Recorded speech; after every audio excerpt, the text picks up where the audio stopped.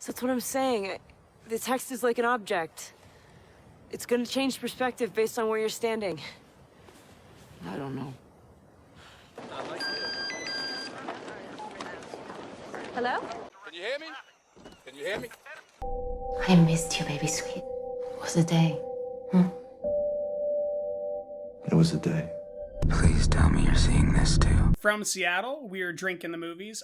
Welcome back to Drinking the Movies. Joining me today is staff writer Patrick. Thank you for joining me, Patrick. We're going to be talking about a few of the new releases today for the Summer Spectacular, dad movies, and a comeback from David Cronenberg, and then another psychosexual film from the 90s, Stanley Kubrick's last Eyes Wide Shut. You don't think Crimes of the Future is a dad movie? I do not think Crimes of the Future is the primary dad movie we'll be discussing today. No, I do not. Well, some dads may beg to differ. So I think some David dads are Cronenberg very into might be performance art. the dad himself that differs. Exactly. Well, thank you for joining me. Do you have any overt thoughts you want to lay out about what we're talking about today before we dig into first impressions? No, I'm excited to go on this highway to the danger zone with you. All right. Well, before we delay any further, let's get to first impressions of George Miller's follow-up to Mad Max Fury Road, 3,000 Years of Longing. I'm a solitary creature by nature. I have no children, no siblings, no parents. I did once have a husband. If there is fate, who can say? But in the Grand Bazaar of Istanbul, I chose a memento. I like it. Whatever it is, I'm sure it has an interesting story.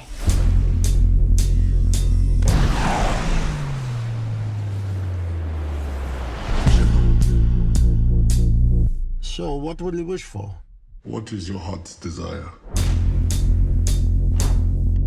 I do have a question. What does one do with 3 wishes? You'll see.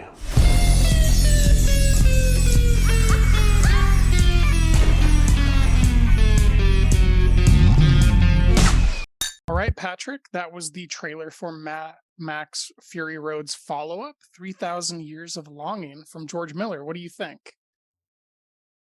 You may sound like Mad Max directed this movie.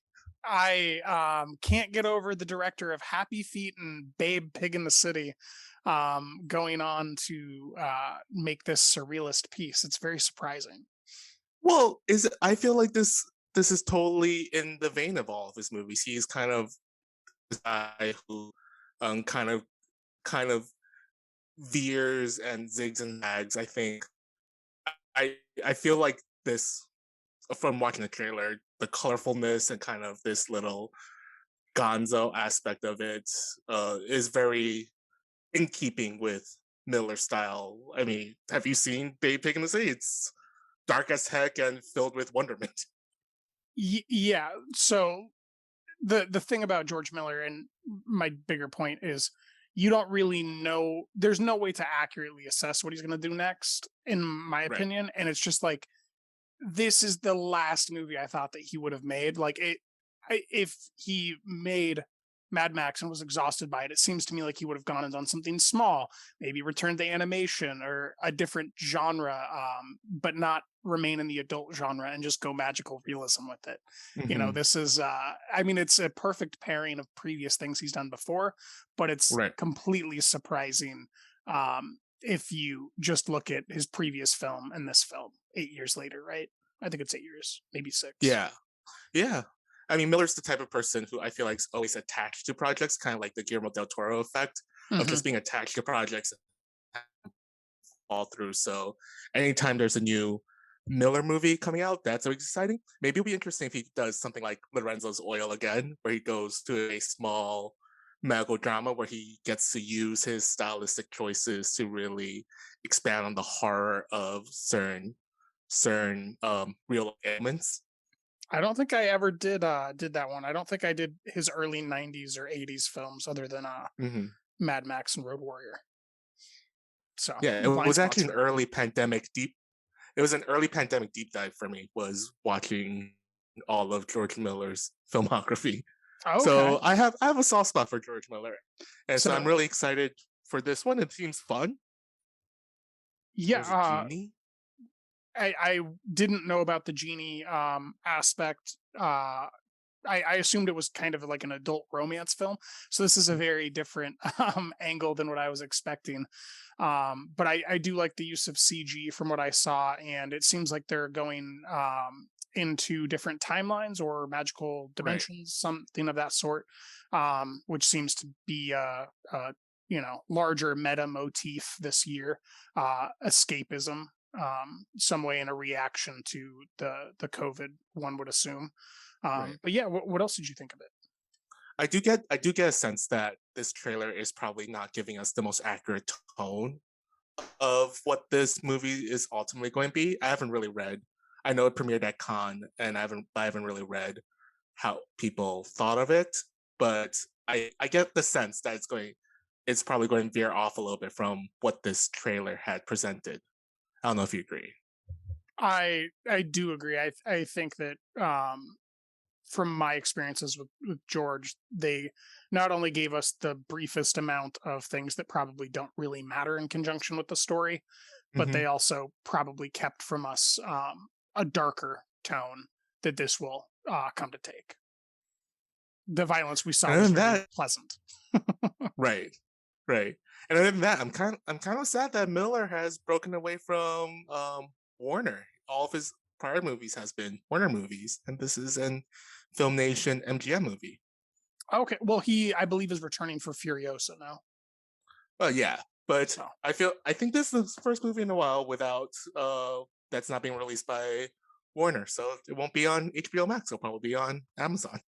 yes, yeah, that's the final line that they sell you in the trailer is in theaters only. So I Hmm.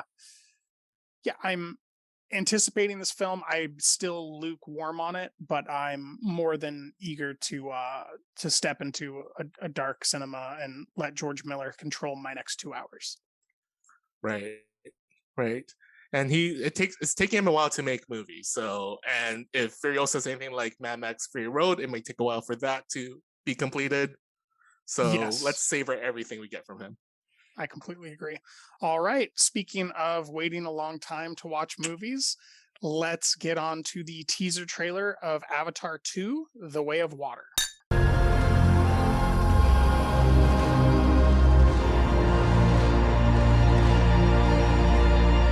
I know one thing. Wherever we go, this family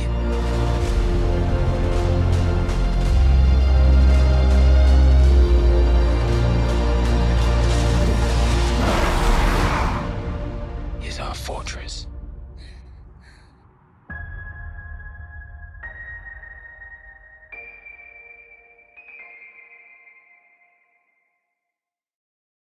All right, Patrick, that's the trailer for James Cameron's follow up to the 2009 release Avatar. What do you think?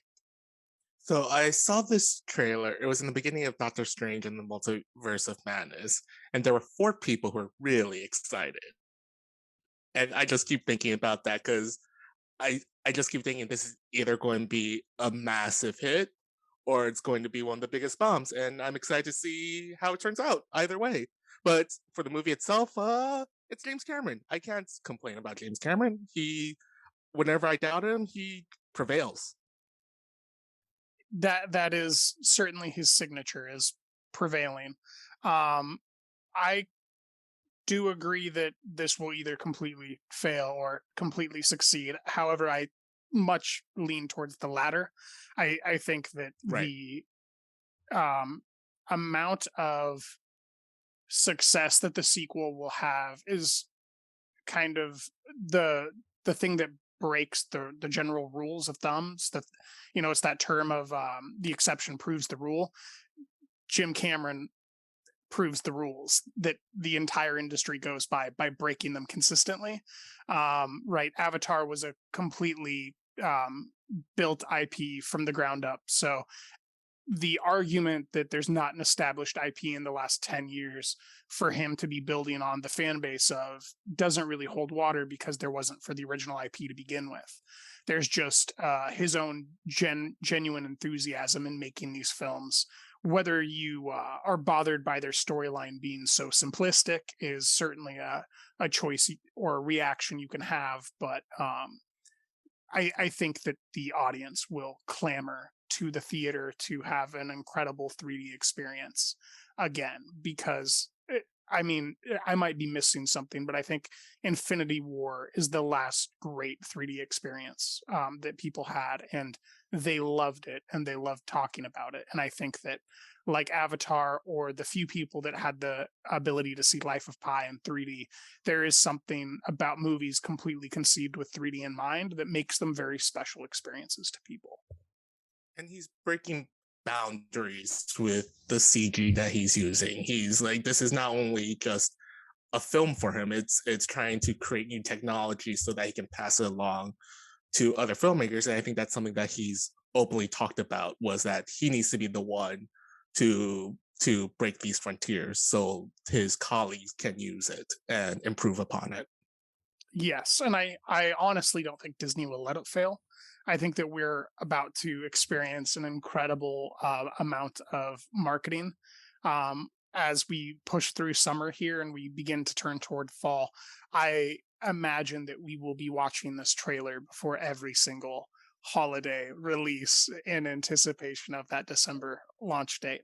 And as someone who is the only person from Drinking the Movies to put Avatar 2 as their most anticipated film of 2022, I am absolutely thrilled to watch it. Yeah, it's gonna be a fun time. I remember when the first Avatar came out, people who don't go to movies were saying, I should probably go see that in the movie theater, right? And I feel like that's going to be the same thing with this new one. Yes. And plus, they have a theme park to promote as well. So yeah, and Disney's not going to fail. Gosh, the Avatar ride was awesome. I went on it, and it was like probably the best ride at Disney World when I went, whenever that was. But yeah, I'm super stoked, and I honestly don't even care if the story's that good, as long as the ride, the roller coaster ride of being in that theater and going on it is a joy. I will have an awesome time. See, Scorsese, when Scorsese said that some movies are like amusement park rides, that's not necessarily a dig. That's well, it depends on which amusement park ride. Right. I'm going for an awesome amusement park ride, not the teacups. Hey, bring a 4-year-old to teacups and it's their world. All right. Well, let's move on to David Cronenberg's Crimes of the Future. We've all felt that the body was empty. Empty of meaning. And we've wanted to confirm that, so that we could fill it with meaning. The world is a much more dangerous place now that pain has all but disappeared.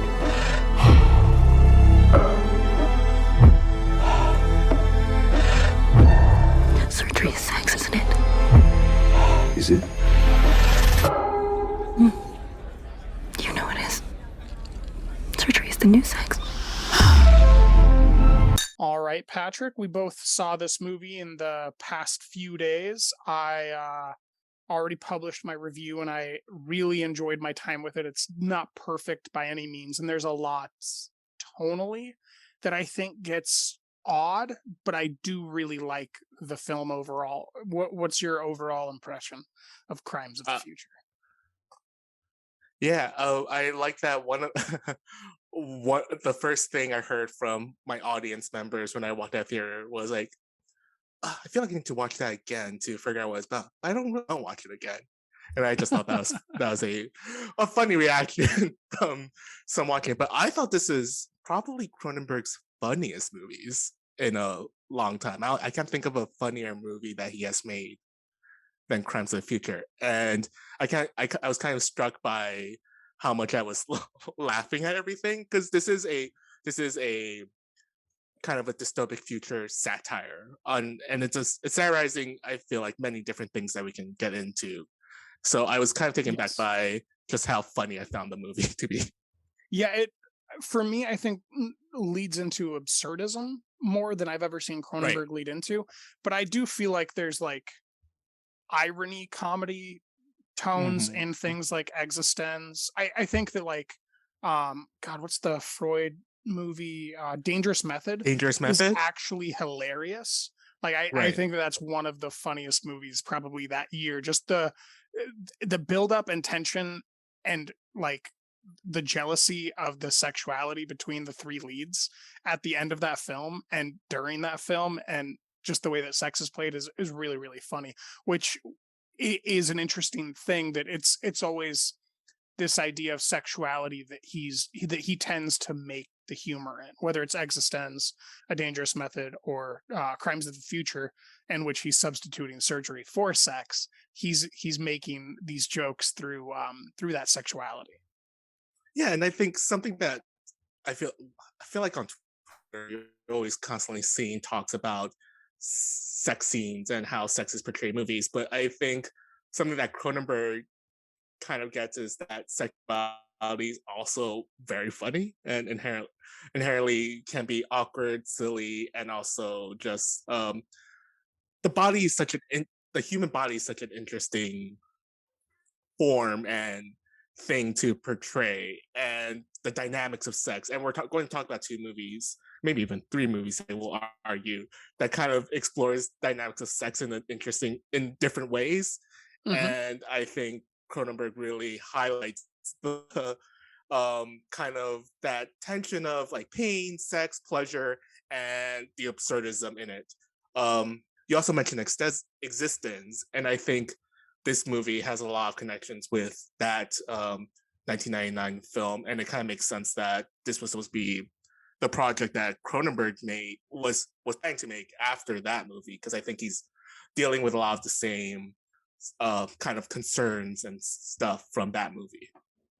Yes, and he's dealing with what could potentially even be the same world, Mm, arguably, and the same representations of technology through these bodily shapes and forms and surfaces, and this really weird pseudo skeletal artificial intelligence taking over everything.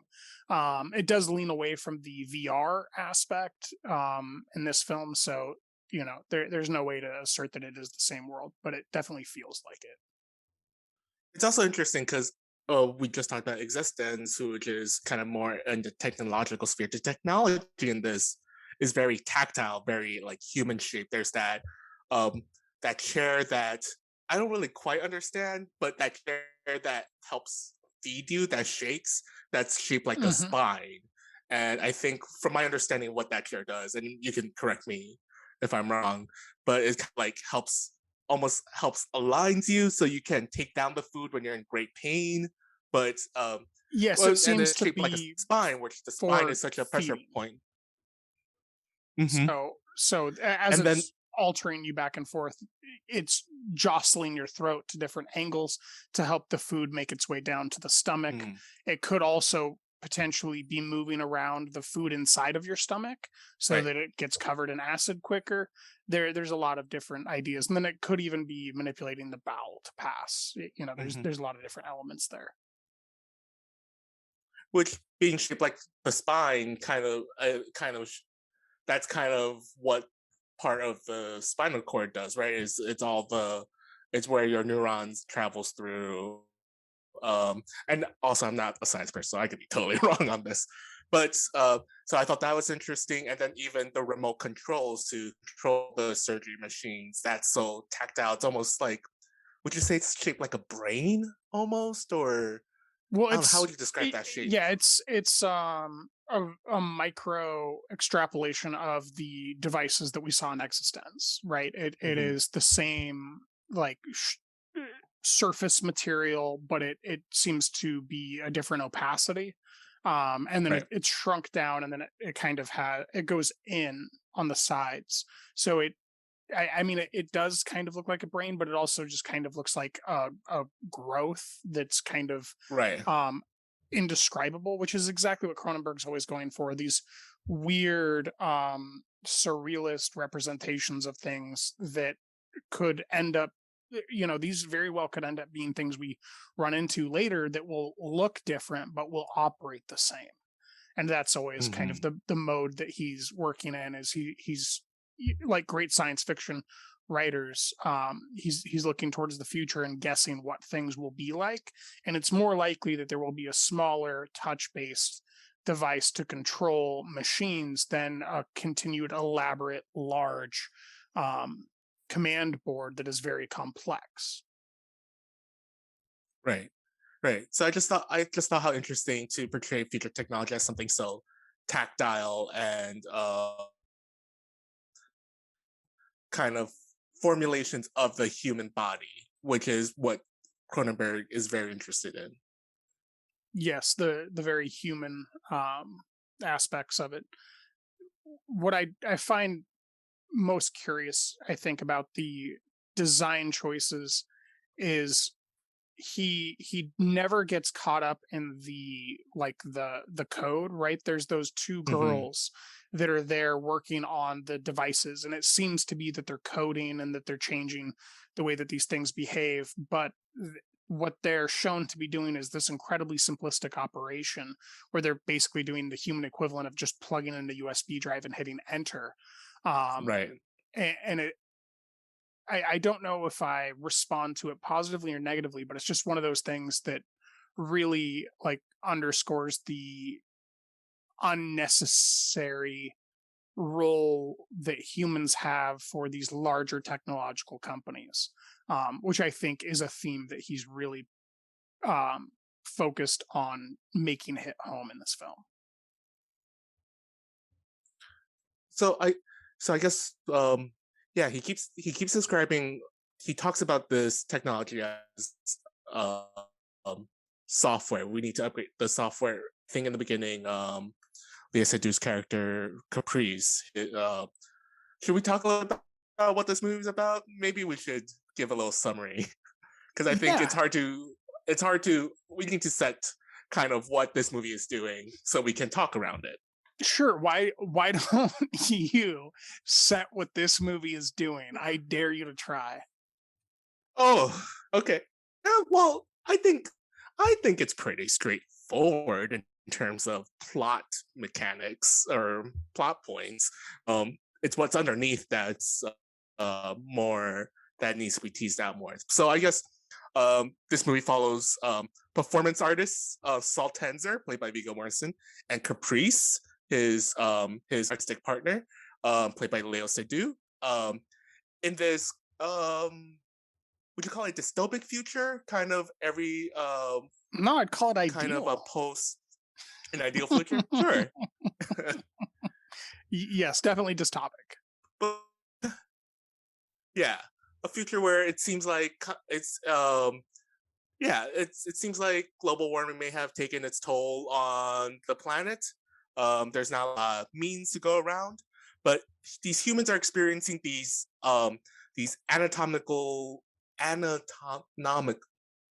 this growth in anatomy within their bodies. They're growing new organs, and part of Saul Tenzer's and Caprice's performance art is that Caprice would perform surgery on Saul Tenzer to remove these new organs, which he somehow tattoos, or they tattoo. I'm not quite sure. She's the tattoo artist, so sure. she's the one doing that. Okay. I wasn't positive if he was doing that organically as well. Yeah, that leads into like a larger thing where there's either a continuity error or something that is unexplained in Cronenberg's film, which is the scar tissue from the surgery that we witness of the removal is significant. It's a large line up his torso. It is pronounced. It is like a normal scar. It is enormous. At some point before that, she had cut him open and done the tattoo. So she either did that using the body ports, which is the only thing that I can think of, or there's something that's unexplained with the body being cut open and the scar tissue being removed later, because this is not his first surgery, so there should be a lot more scar tissue and there isn't. Yeah. So Yeah. there's like this weird thing that isn't really explained, but maybe he edited the part out that does explain that. It's possible. And meanwhile, there's a new government agency, not fully sanctioned yet, government agency called the National Organ Registry that is trying to keep a track of these new organs, and this is ran by Whippet, played by McKellar, and Timlin, a mousy little shy woman played by Kristen Stewart, and they're kind of they meet Saltenzer and Caprice, and they kind of get lured by this this world of art that they're very attracted to, because they're just government that they're bureaucrats supposed to be hidden away in censoring and documenting. Yeah, yeah. So we kind of have this little this little tension between this government, which seems pretty totalitarian, trying to figure out what to do with these new organs. That's sorry, just describing it is funny. Trying to figure out what to do with these new organs, while Saltenzer himself is kind of getting into this crisis of figuring out what's his next step as an artist, because he's now growing organs at a faster pace. It's causing him great pain, and he's just trying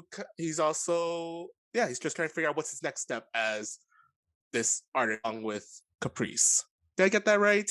Do you have anything to add to me trying to explain this movie? Generally agree with that explanation, and that's a great way to go into the movie. There's certainly other things like the noir aspect of him working as an undercover agent that are secondary. But no, I do agree, and I think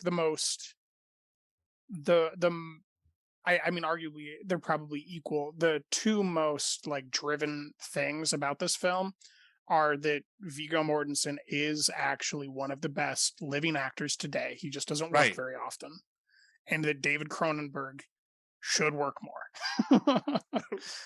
Right? Those are the two main takeaways, because this movie, even if you don't like it, there's just so much to dig into and so much to react to, that even if you had a negative experience watching it, you didn't leave with nothing. You left with a ton of insight about how an artist sees the world, and the debates about if you disagree with him would just increase your quality of life naturally. And then just Viggo Mortensen is so freaking good here. It's really troubling.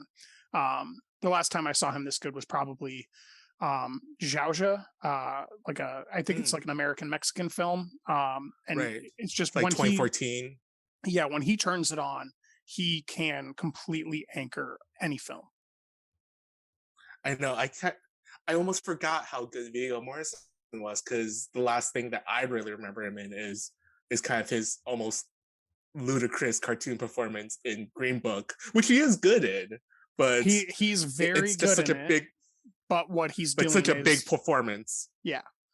Something that people don't like. And I still have to catch up with Falling, his directorial debut, which he also performed in. But I agree with those assertions, and those are my primary takeaways from the film. But there's all this other stuff happening underneath it. I do feel that I should underline, Cronenberg films rarely are actually about the people that the movie's about. It's more about the institutions that he's criticizing, and that's like never been more apparent for me than in this film, where he, as I have said previously, literally names his character Caprice, and she acts capricious. He literally names his character Tenser, and he acts tense. Timlin, she acts timid. Yes, she really sells the timidity in her quavering voice. So yeah, what are some of the bigger scenes or bigger ideas that you glommed onto? Well, I guess so. Let's start first with talking about Saltenzer as kind of this, I would say, is kind of is the stand-in for Cronenberg himself, right? We're talking about an aging artist trying to figure out his place in the world, and I think Cronenberg's. So I'm going to disagree with you there because Oh, sure. Tensor is generating organs at a faster rate, and Cronenberg's Sure. never gone slower. Mm. That's just my anger. If organs represent things. Sure. But I think there's something interesting about so throughout the movie we kind of see other pieces of performance art that is viewed by both Caprice and Tensor. And we're kind of get a view of how they're seeing it. For one of them was a guy who's grown a bunch of different ears, but that I thought was really funny was I can't remember, was it Caprice or Tensor who says like was saying those ears don't even hear anything, they have no purpose. So he was the only one that was at the ear thing, and then Leia Sedu's Caprice goes to her own thing where the woman has the flayed face. They're separate during those occasions. The woman that Vigo speaks to is the one who says that about the ears, and she's the one who invites him to the internal organ beauty pageant. Got it. Yeah. So I think I can't help but to try to equivocate those things with how Cronenberg is thinking about the movie industry that he is in, kind of this step towards certain types of artifice or like purposelessness of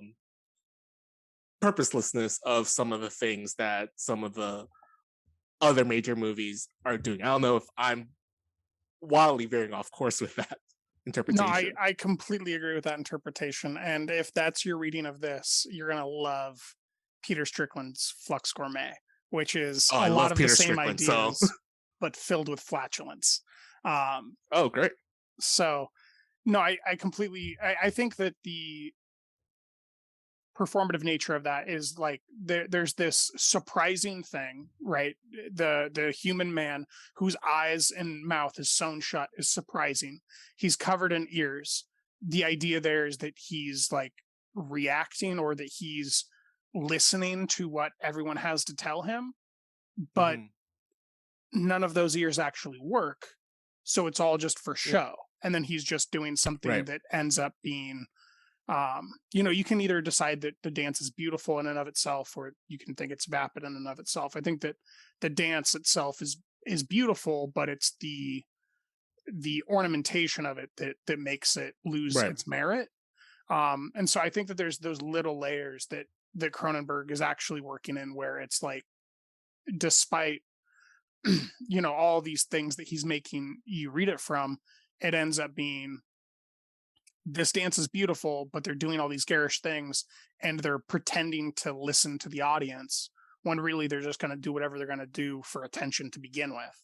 And I think that that's more of the purpose. But then there's a conversation that happens near the end of the film about the award ceremony with the organ beauty pageant. Yeah, but what was that character's name? The male character. I'm very bad with character names. It was Tim. Was it Whippet? Whippet. So Whippet takes him downstairs to this room where there's like all the organ paperwork, and they're having this conversation, and he literally says, "We'll give you whatever award you want for you to show up, so that everybody else shows up and treats it seriously." And it just really shows Cronenberg's disillusionment with I think everything he's experienced in the film community, whether as director, writer, or performer. And I really do respect the way that he went about it, because it is, a poetic way of saying those things without having to say them. And they also apply to anything else that you really want to look at. It's not just limited to his personal experience. It ends up having a larger statement about the cronyism or corruption that you could find from anything, whether it's government institutions or film institutions. Right. Yeah, that reminds me of when film festivals would give out lifetime achievement awards just to try to get the filmmaker to go. It'll be like in the St. Paul International Film Festival, giving the lifetime achievement award to David Cronenberg. Can you please come? Yes. I have a few anecdotes about that I'm aware of right now, but I will instead say no comment and push on to be as political as possible. But yeah, you're talking about corruption of government institutions, something that I kind of briefly mentioned in the summary portion, but we also have the the totalitarian government kind of crack down on a group of people led by Scott Speedman's character, Lang Dotrice, who Mhm. are just letting their organs grow because it seems like in this world people try to excise them, but there might be something interesting happening if you do naturally let these organs grow. That maybe that they start able to process synthetic foods, which is obviously poisonous to the human body.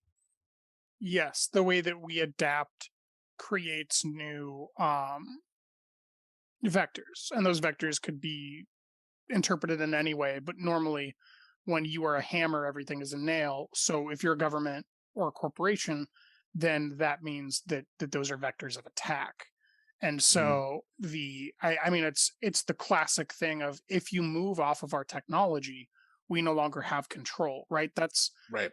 I mean, it's a very controversial statement to make, but I feel very confident in the science. That's the main reason why nuclear power is considered to be ineffective and had this giant propaganda um, levied against it about how harmful it was and equivocating nuclear power plants with nuclear bombs is because the oil companies would not actually have control of harnessing profits from a nuclear power plant.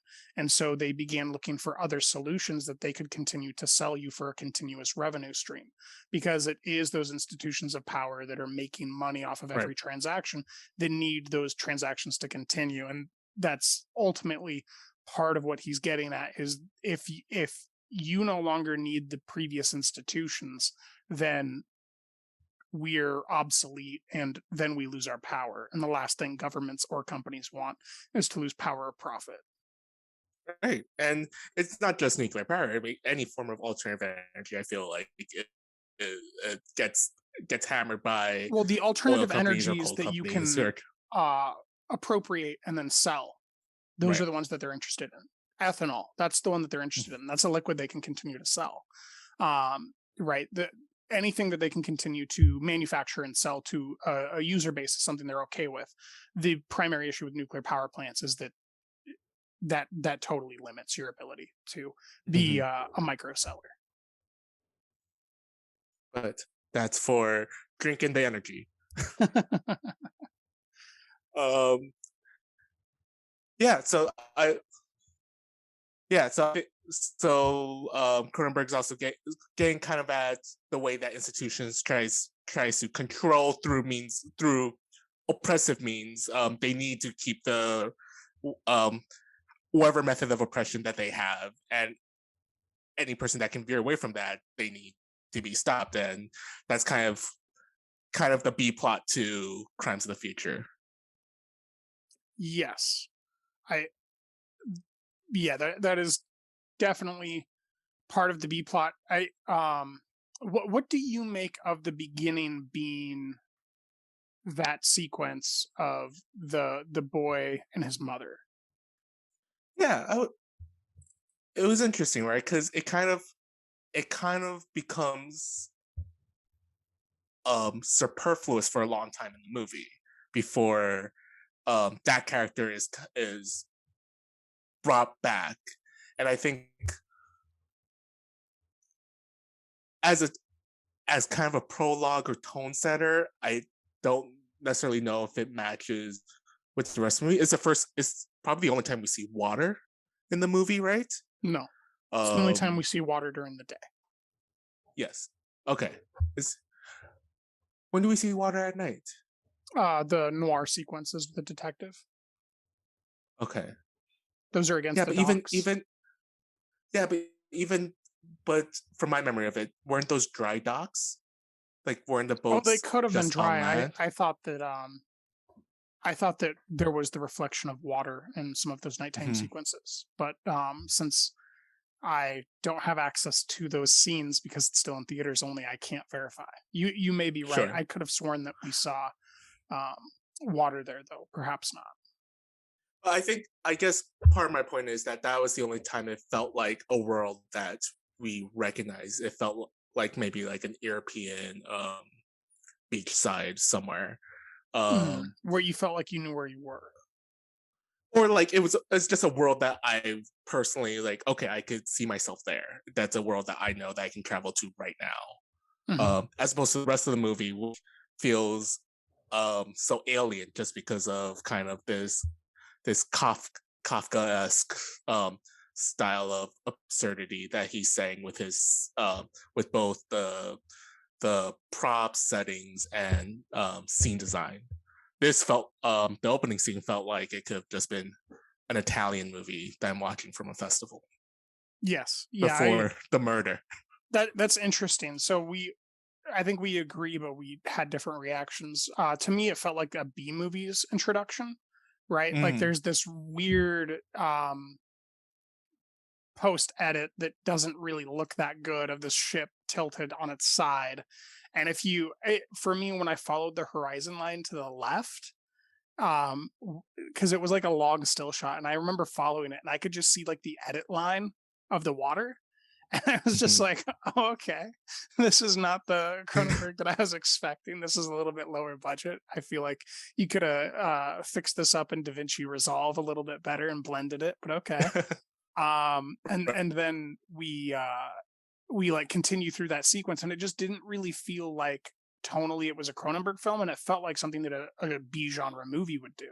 And then we got into the film proper, and that kind of disappeared and did become Kafkaesque, as you're saying. I was thinking of Milan Kundera, especially, like this great helplessness that he puts his characters in, and their like separation and their distance, but their sexuality, and some of the other European writers from the early 1900s.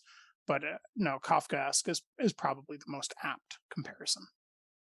Even then, I still don't quite understand the necessity of that opening scene, because I think even if it was excised, I don't know if it would have added much to the rest of the film. Even the scene of Scott Speedman crying about the death of his son, which that son becomes the final art project or the art performance art that Tenzer and Caprice does.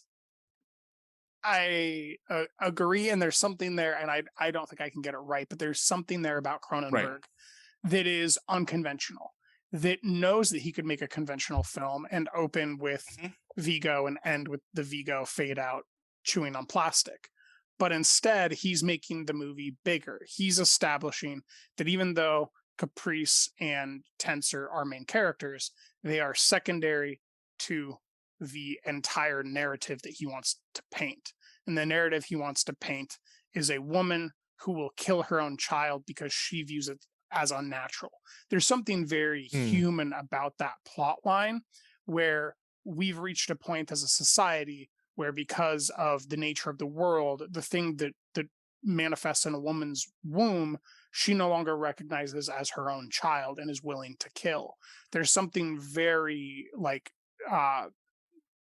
natural kingdom about that. Like, that's a deep point that he's making, and that is hammered home, I think, quite With effectively by the final scene, where we're watching a man chew on plastic and find delight. Like, there's something happening to the human species that is a separation event, and that the way that he underplays that, I just think is necessary for the way he wants to tell it, but it's not necessary for making a conventional quote unquote film. Sure. How did you feel about the scene in which that woman is brought back and kind of is where Tenzer's almost kind of trying to get her permission to use her son as part of his final performance piece, and there's kind of this, like you said, there's kind of this disdain that she had for both her husband and her son, and no remorse for what she did. I I don't think I needed that scene, but I think that Right. the broader audience gets great utility out of it, and I thought that it was well delivered and well edited in the nature of the pacing of the film to kind of leave no doubt about the way that she interprets not only her son but her ex-husband, and the way that she also interprets Vigo. And to me, the bigger purpose of that is letting Vigo Mortensen actually engage with someone who, if she knew who he was, wouldn't treat him like a person. Hmm. Yeah. How about Yeah. you? Oh no, I, I guess I was just thinking about the fact that Cronenberg does kind of highlight and underline these points, and to to just explain, like, okay, here, to almost lay out of what he's trying, which is why I don't necessarily think that this is necessarily the hardest film to follow. The plot might just be something that's not conventional, but it's not necessarily the hardest movie to follow, in my opinion. Yeah, it's certainly not hard to follow, but Recursive, like something that's more dense. Oh, it's dense in its theming, but not dense in its mechanics. exactly right. It feels like the noir mechanic of the detective just exists, and for no other reason than um the event that we just described in the laundromat with the mother, like, to build up this idea that he views himself as a detective who's Mm-hmm. doing undercover work, and then have him go have that undercover like confrontation where he's asking a morally ambiguous question, and is also being told that he, in this person's view, is the definition of evil, and then withholding that from her. Like the machinations are definitely there, but that's like the least interesting part, Right. is that detective Serpico narrative. Well, let's talk about the sex and pleasure portion of the films and the themes. Something that Cronenberg's obviously been really interested in throughout his career. One of my biggest blind spots is Crash, which is essentially a film about the equivocation of sex and pleasure. Yes, so I haven't seen Crash in a very long time. I think I watched it like when I was still in high school. So I'm not qualified to touch on that, but it does. I saw a lot of equivalents more toward like A History of Violence, Mm. things like Eastern Promises. I obviously thought a lot about the um, relationship of Maps of the Stars, or Maps to the Stars, and Yeah. Cosmopolis. Like Cosmopolis is set in this world 100 years earlier or 20 years Right. earlier, right? Like that end to end limo ride of hell. But Maps of the Stars is this uh what would it be, a codification of the people that you find desirable, and then a narrative that shows off how undesirable they truly are, or like Mm-hmm. how, you know, unspecial they really are inside. And I think that the codification of Caprice being this incredibly talented artist, um, who is so beautiful, but actually having very little originality in her head, more it's more her ability to perform than her own thoughts that are inside her head that are so fascinating, if that makes Right. She's a sense. surgeon. She's a surgeon, and I think I think it was Caprice who says at one point that surgeons don't actually think, they just do, right, or something Yes. to that effect, in terms of art itself. But but I was also interested in how, for this movie, traditional sex is almost out of the picture. Uh, I Yes. At one point, Timlin tries to kiss Tenzer, and Tenzer says, "I can't do that anymore. That's not how I have sex anymore." But we also see a very provocative sex scene in which they both tender, and Caprice finds pleasure through little snips and cuts from the surgery machine. How do you how did you make of that? I thought it was an incredibly provocative scene, and I was Mhm. enamored by it. It was richly lit. It was beautifully shot. Right. It felt like a paintbrush stroke, and it was very meticulous. I thought it was one of the best scenes in the entire picture. The idea of it, um, I I mean, this is kind of an older idea in science fiction of once you reach a society that no longer experiences pain, how does it begin to decay and manifest because it has no negative checks on negative input? I don't really love the premise of using pain for pleasure. I understand it because there is that deep, psychosexual thing that's been documented as long as there's been language about the relationship between sex and violence. But the superseding of sex directly to acts of pain inflicted on the body, um, while I appreciate the poeticness of it, I don't really take too seriously, and I think Mhm. it's deeply metaphorical in tonality, not a serious world building choice. How about you? Yeah, yeah. I mean, to talk about the beautifulness of it, it also doesn't help that you have Viggo Mortensen and Lea Seydoux, who are just two beautiful people to center the scene around. Um, but yeah, I'm constantly struck by the how kind of Cronenberg's fascination with this, and as someone who has not seen Crash and should see Crash, um, I'm curious of how that movie depicts it in relationship to this movie. One of the scenes that stood out to me was when Vigo gets an organ removed. What I think it was for the organ beauty pageant, and he comes and shows Caprice the scar. Um, it's zipped up with an actual zipper, and she unzips it and begins to kiss the innards, which we don't necessarily see. And he Oh says, no, she begins to "Don't." tongue those innards. I was trying to be polite. This is Well, you trying to got be to be polite with my accurate. language. You got to be Yes, accurate. I don't care about she polite. be, Be accurate.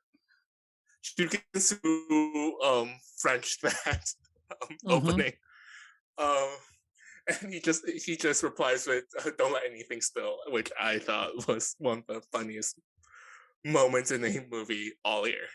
I completely agree. It's a movie that has maybe a dozen really memorable moments, but I think that there's that scene, the scene where Kristen Stewart asserts that surgery is the new sex, the sequence that you already mentioned where they're laying together, getting cut. Those are just some of the most like I there's not even a real way to put them other than memorable, but there's a reason that they're memorable, and it has to do with the star power, I think, as well as the absurdity Yeah, of what they're doing and the avant-gardeness kind of it all. And there's just so many layers that I think that this is the film that has the most sequences at this point that I will remember at the end of this year, where I will think back right. and go, man, he really did that.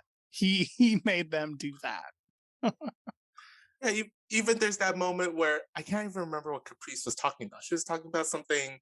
She's talking about something, and then she's in this room with the two tech people, and you just see them in the background, like schoolgirls getting undressed and laying in the Yes. surgery bed to to lure her in, and even that, just absurdity of that moment, And I was just and the way thinking that they about find pleasure in this tech. yeah, the way I so you were thinking about those two, and I was thinking about their follow-up scene, which I think is even more memorable at the end of the film, where they take two power drills to Speedman's skull, and then after Right. he's absolutely dead, there's no doubt, they stand up like schoolgirls, walk down the steps, and kick him in the head and it makes blood come out the back where the drill holes are, just to make sure that he's dead. Like it's the most like fickle, like like just teenage, like childish behavior that you could see someone do, like commit a murder and then just thickly walk up and kick them in the head. You know? Do you know those two actresses? Because they were really good. I just assume they're Canadian based on the fact that I don't I recognize recognize them from like supporting roles or something, but I'm not familiar with either of their names or previous projects they've been in. They're Yeah. just slightly familiar faces to me. Yeah, one is like Zendaya from the like Zendaya's character in the Spider-Man movies if she was 30. And the other one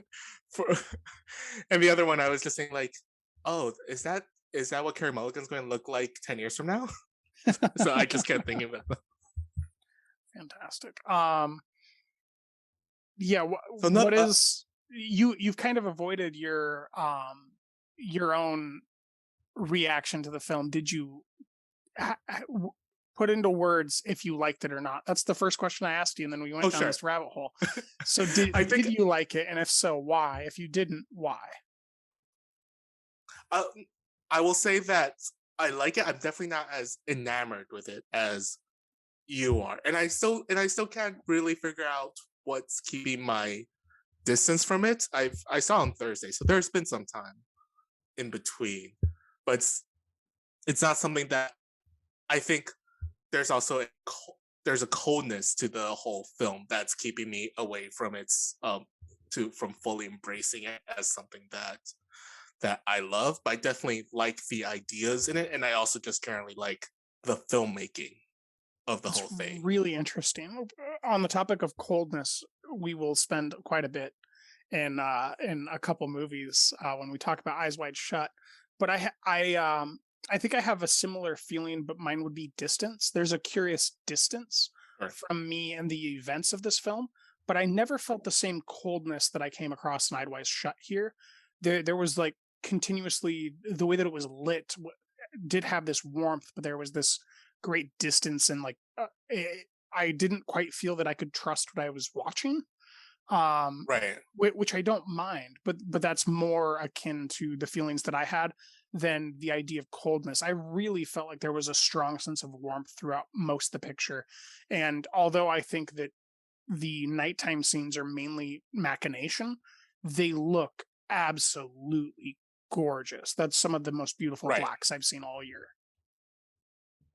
I think part of it's also the joys that I found from it felt more superficial than visceral, which I will say that Top Gun Maverick gave me a visceral joy that's different than how I felt from this movie. Like I found this movie quite funny. I found the performances engaging, but ultimately it didn't come to that visceral feeling of really liking a movie. Yes, I think that the joy that I had from it was philosophical. Exactly. And that's something as someone who wants to write and talk about movies is something that I'm always struggling with trying to fully articulate. No, that makes sense. Is there anything else you want to touch on, or should we get over to that exciting top flying affair of Top Gun? I think the last major topic, and then we kind of touched a little bit about, but the idea of an artist who has to give himself fully to his art. This Tenzer, in the beginning of the movie, he's in a great deal of pain, both from growing these new organs and I'm sure from the mutilations he's done to his own body. And there's no metaphor between Cronenberg and him here. Right. But so I guess I'm thinking about how you feel about this idea of what artists have to go through, or what they feel like they have to go through in order to make true art. And then at the end of the day, their ultimate art piece is something that doesn't cause themselves pain. It's on something else, something that's not live, that's considered as true a masterpiece. Great points, all. I think that this is the most unannoyed that I've been at an artist talking about their struggle making art. Sure. Because he's self-deprecating and mocking himself and his struggle throughout the process of the film coming to light. In general, I am very exhausted by authors that talk about how challenging it is, or directors or painters. I understand it's difficult, but that's why you have personal relationships with people to discuss that stuff. Yeah. In every interview you do, you don't need to talk about how giving birth to this was the most difficult thing I've ever done in my life, and you have 3 kids. Like, no, it's not the most difficult thing you've done in your Right. life. So it a lot of these types of things read hollow to me normally. This feels like a sincere representation that also contends with the fact that it is total bullshit to claim how difficult it is to make art while delivering a piece of art. Right. And I think it also helps that Tensor has someone else who is not actually putting herself into that physical pain to bounce off of. I think the Caprice character really centers his I feel like in the beginning there's kind of this like woe is me attitude that Tensor had about all the pain he's going through, and Caprice is there to both tend to him and also ground him a bit. Yes, the interplay between them, I was very surprised by. This is a film that I went into blindly. I didn't even watch the trailer, and I had no idea who played the major supporting role. I knew Viggo was lead, but I had no idea if there was even a co-lead. And the way that it played off, I think that this is Sadhu's best work in years. Sadhu's just so good, man. It's silly She can how be. good she and Viggo can be. I did watch the most recent 007, and that proved that she, while being talented, can not fit a project. So this is one that she fit into perfectly and really elevated. And Kristen Stewart just keeps really hammering home that mousiness of that character. Yes, very, very effectively. Anything else, or should we move on to Top Gun? No, let's get on that plane, because I think I have a need for speed.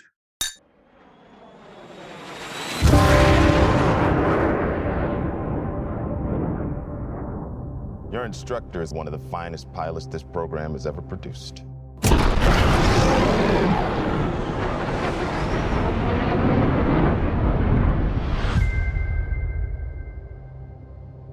His exploits are legendary.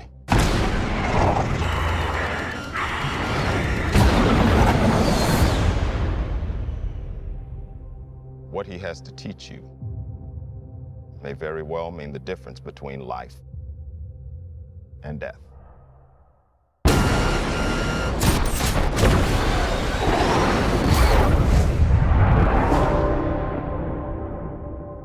Your reputation precedes you. I have to admit, I wasn't expecting an invitation back. They're called orders, Maverick. All right. Top Gun Maverick, the 2020 film, or the supposed to be released in 2020 film, has finally made it to theaters in 2022.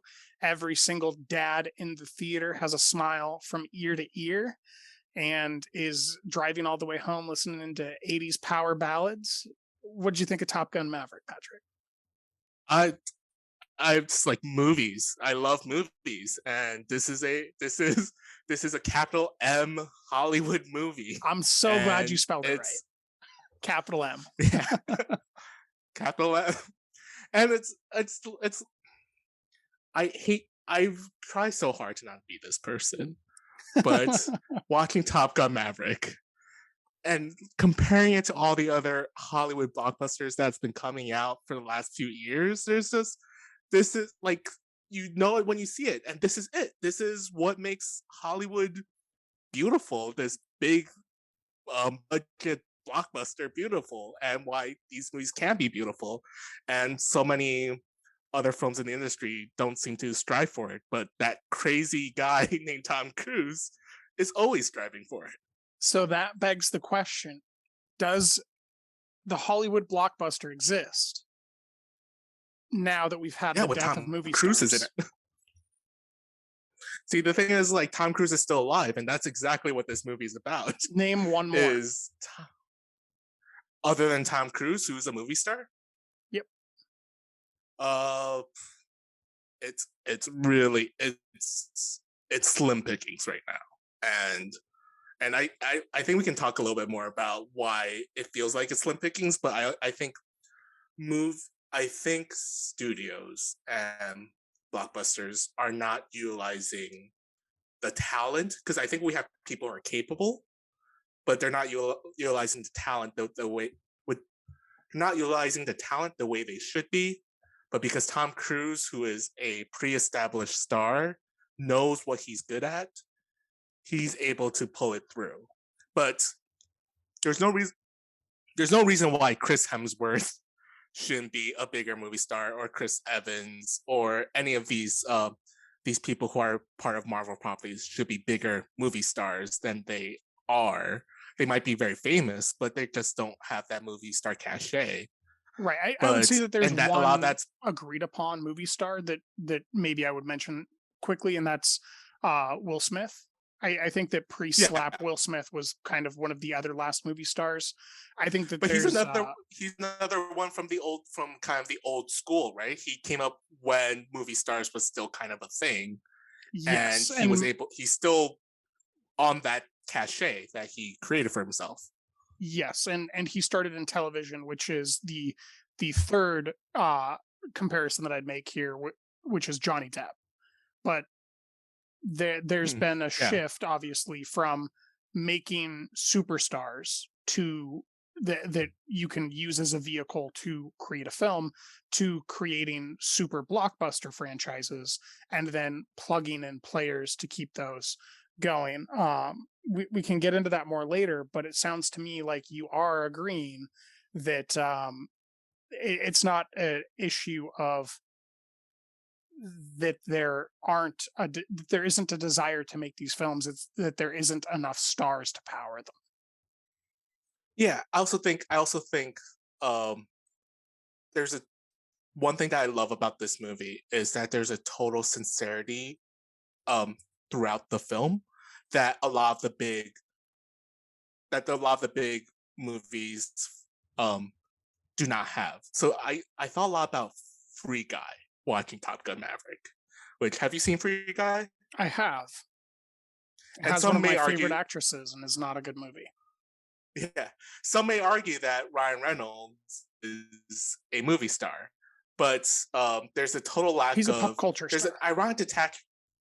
Yeah, he sells cell phone services and a gin. That's what he does. But there's a total ironic detachment throughout the whole film that is totally lacking in Top Gun Maverick, which that sincerity and belief in what in this ludicrous plot and what it's doing completely took me away. And to go 100% into it, both through the filmmaking, they're flying real planes, they're showing real sunsets, they're not on a set behind CGI backdrop, and the simplicity they're on a real aircraft plot, carrier, they're sailing on a real sailboat, they're flying at the end in his real Mustang, Tom Cruise's personal plane. And if there is CGI, it feels so seamless that it's hard to distinguish. And then the simplicity of the plot and the way that they're able to heighten tension through very simple things just really took me over and blew me away. Hold on, you lost me. There was a plot to this movie? I thought it was a documentary. Yeah, and there's a plot to this movie, and they just kept hitting kind of what needs to be done and everyone's stakes in the movie and all the relationships. And it's as satisfying as a Hollywood blockbuster should be and can be. Yeah, and it's so unique in that when you leave the theater, you're not talking about, well, who was that character and what did that mean and what did the end credits mean, and I don't understand this thing. No, I saw this film a few times and I saw it with people every single time, and no one wanted to talk about the plot at all. The only thing that mattered when you left the theater is how much of a good mood you were in Right. and talking about how much fun you had. That was the whole synopsis of every conversation I had after the movie. No one cared about anything else. Right. And you know what? Because they know they just kept everything simple. It's what is it? Kiss. Keep it simple, stupid. Yep. I think of the opening scene with the Mach 9 sequence, right? It's just a simple he needs to hit what was it, 9? Mach 10. 10? I can't remember. He needs to hit Mach 10. He needs to test that day is Mach 9, but if he doesn't hit Mach 10, they're gonna pull funding. Yep. And what do they do in that sequence? They cut back and forth from the numbers to Tom Cruise trying to the control room where they're hoping that he succeeds to a grumpy Ed Harris who's like, he shouldn't be doing this. And they just keep cutting back and forth. And it's simple. It's simple, like it's simple, it's a simple effect. Just keep showing the numbers slowly going up. And then once it reaches 10, everyone from the movie to the theater cheers. And then we say, oh, he's a Maverick. He's going to keep going forward to 11. And it's so simple. And even with the training sequences, with the mission that they're on, they're supposed to blow up a unnamed uranium plant. No, they took the attack plans from Star Wars. Yes. And they said, we can do this too. But do you know what they do? They show a montage of the training sequence showing that it's impossible to be done. And then they have Tom Cruise do it. So we've already seen this mission fail multiple times by multiple people, and then we see Tom Cruise do it, and then we see it happening, and we know exactly how it's going to happen because we've seen it so many times, and But none we're of it still was excited. uninteresting. Exactly, and that's an incredible thing to do. So one thing that you missed on, and I think you'll agree with me, maybe you didn't grab onto it the way that I did so passionately, is after he hits 10 and he keeps accelerating, the plane explodes, right? There's that cutback, the emotional sequence in the boardroom. The movie just started. The movie cannot end here. Everyone knows that Tom Cruise has to live. Instead of wasting my time with convincing me how Tom Cruise lives, they cut to him walking on a road into a diner with a fun David Bowie-esque, drinking the water and then having the kid think that he's an alien from outer space. It's very, very much the man who fell to earth type of a vibe. And Right. And then we just continue with the movie. They cut out all the superfluous harrowing part that isn't going to increase the quality of the film, because we already know why he made the plane explode on accident. We know he has to live. You don't need to show me the middle. And they repeat that sequence at the end when he gets shot down in his own plane. The edits here are so smart in cutting out the superfluous stuff, because we all know that the last true movie star is going to live. Right. And it's the economical filmmaking that is so pleasurable throughout this movie. Everything does not feel superfluous, and everything feels like they're in their place. The character dynamics are clear. They set it up. They keep playing the game of the character dynamics, and they just keeps giving pleasure. And something else that when I mentioned Free Guy, that round detachment, this Top Gun Maverick just does not feel embarrassed by what it's doing. I feel like if it was written by the people who wrote Free Guy, they would say like, oh, we're going to do that? Oh, well, isn't that just the Kessel Run from Star Wars or something like that? And they'll make a joke about it. But here, people are in tune. They're not embarrassed by the mission or the movie itself. Yeah, I completely agree. Isn't the Kessler Run the way that the Millennium Falcon is made or something? I don't think that's Or it's like the attack on the Kessel Death Star. Or yeah, whatever. I don't know. Star Wars. Let's get Anna here. We'll call her up. She can tell us. Yeah, Disney properties. So I guess that leads us to the secondary characters, which I would say are 1, Jennifer Connelly, and 2, Miles Teller. What did you think of the interplay of bringing those individuals around Tom Cruise? Yeah. So Jennifer Connelly continues to prove that she's one of the most beautiful women on earth. But I think um, Tom Cruise, despite the next movie we're going to talk about, is a relatively sexless movie star in my mind. Absolutely. It feel even in, if we can talk about this as I should, but even when I just don't like watching him kiss someone. It feels weird. Yeah, I completely It agree. feels like an alien. And there's a sex scene in this movie that is one of the most inexplicable things I feel like I've ever seen. It's like a iPhone collage montage where they cut to them kissing, cut to them in bed. I think Tom Cruise is shirtless, but they're just stroking each other. Like, am I supposed to believe that sex just happened? Because I don't think so. I think they're just laying there. And what did you make of that sequence? I just thought it was incredible. It's different than what I expected, but it fits the way that I view Tom Cruise. He's just such a sexless person, and he's so like there's part of me that just believes that he doesn't want to let himself be captured on camera in that way for like a Scientology reason. Sure. But then I think that there's also the secondary quotient of like, if we never see him truly act lustful and human, he kind of maintains this persona of being bigger than life, right? That's something that Will Smith and Johnny Depp did do, is that they did lower themselves to depravity. They've shown themselves as strung out people who are having sex and doing drugs and stuff. And I think that Cruise has really always controlled his image and never quite let people view him as anything other than like a superhero version of himself. Right. So there's a lot of different ways that I read him with human women, we'll say. Right. But that scene in particular, it does stick out, but I don't think it sticks out in a bad way. It just almost underlines or emboldens how awkward it is to watch this quote unquote human man with other people in a sexual entanglement. Yeah, no, totally agree. But Jennifer Connelly is radiant.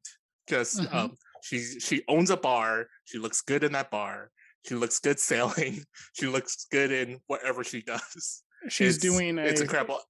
Full Helen Mirren impersonation. Right. Aging and gracefully. It's also another thing. Is like, why is Jennifer Connelly just not in more movies? And I actually don't know why she's not in more.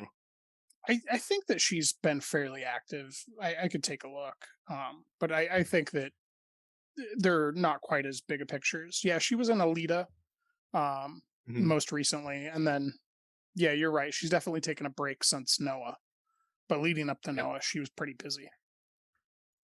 So I guess I also scurry on the Miles Teller question, and yeah, I think he was pretty serviceable. I think he's not necessarily given the most fun character to play, unlike someone like Glenn Powell, who gets to just chew scenery and also showcase kind of this natural charisma that I think we all saw in Everybody Wants Some. But I think Miles, the best parts of Miles Teller is when the movie suddenly becomes a buddy comedy for the final 20 minutes, when Rooster saves Maverick, and then they have that little interplay of like, I saved you, no, I saved you. And I think that charisma worked really well between those two, that interplay. But before then, he kind of gets to play a down note to the movie, kind of the downer. Yeah, he's a weird performer for me, because I don't think about him and his like ticks or choices. When I think about him, I think he's more of a character actor who somehow rose to prominence. Like when I think about him, I think about the morals that he's embodied in his different characters, or the behaviors that he's embodied in his different characters. Like when I think of his role in like War Dogs or something, I think about who that character was.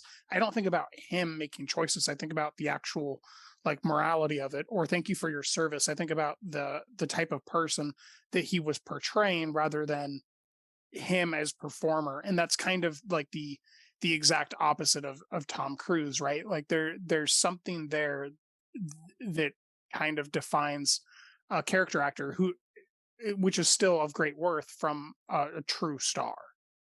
Yeah, I agree. I think um, he's kind of more of a he has this also naturalistic tendencies towards him, kind of, which is what reminds me of kind of the '70s actors, the Pacinos, De Niro's type of actors that I think he works better in. And the few times he does stray away from that, something like that awkward moment where he's in a romantic comedy, or where he plays kind of the funny best friend role in the Footloose remake, it just doesn't really work for him. There's a Footloose But remake? there's a Footloose remake where he plays the best friend as the comic side character. Okay. And I mean, speaking of it that, just yeah, doesn't he's fit. more of a Dennis Quaid to me than a Pacino. But yeah, Right. you know, an everyman. He's very much an everyman. Mm-hmm. Yeah, I think the other people that stood out, I already mentioned Glenn Powell as Hangman, kind of the Iceman of this movie, where he's very cocky on his own. He's really cocky and he believes in his stuff. But then, you fall in love with him just because he's played by Glenn Powell, who is so Charming, charismatic. effervescent. Yeah, it's him and Connolly. I don't know who's more radiant in this movie. There's also Monica Barbero who plays, I think it's Phoenix. I don't think I've ever seen her before. Nope. She really held her own well Right. against all this other great star power on the screen. Played a strong character really effectively. That's one of my main takeaways from the film as far as performers go. But I guess there's one metaphor or comparison that's drawn up a lot of I think writing and cultural reaction that I'd be remiss if I didn't get your take on. What do you make of the pitting of the last great movie star against perhaps one of the first modern era great television stars? John Hamm, Tom Cruise. Sure. I think it's just so funny how John Hamm's career has kind of relegated him back to this type of role where he has to say, "No, you can't do that, Maverick." Um, where after a few years of trying to make him into a movie star, when really he, like the Miles Teller problem, he's just a really good character actor, and that's probably where he needs to stay. I don't think I even agree with that.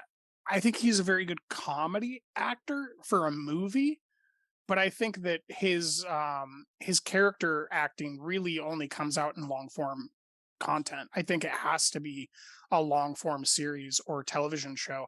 I really, the more that I watch him in film, the more I don't think that he can show enough of himself quickly in a convincing way to convince me of anything in an hour and a half.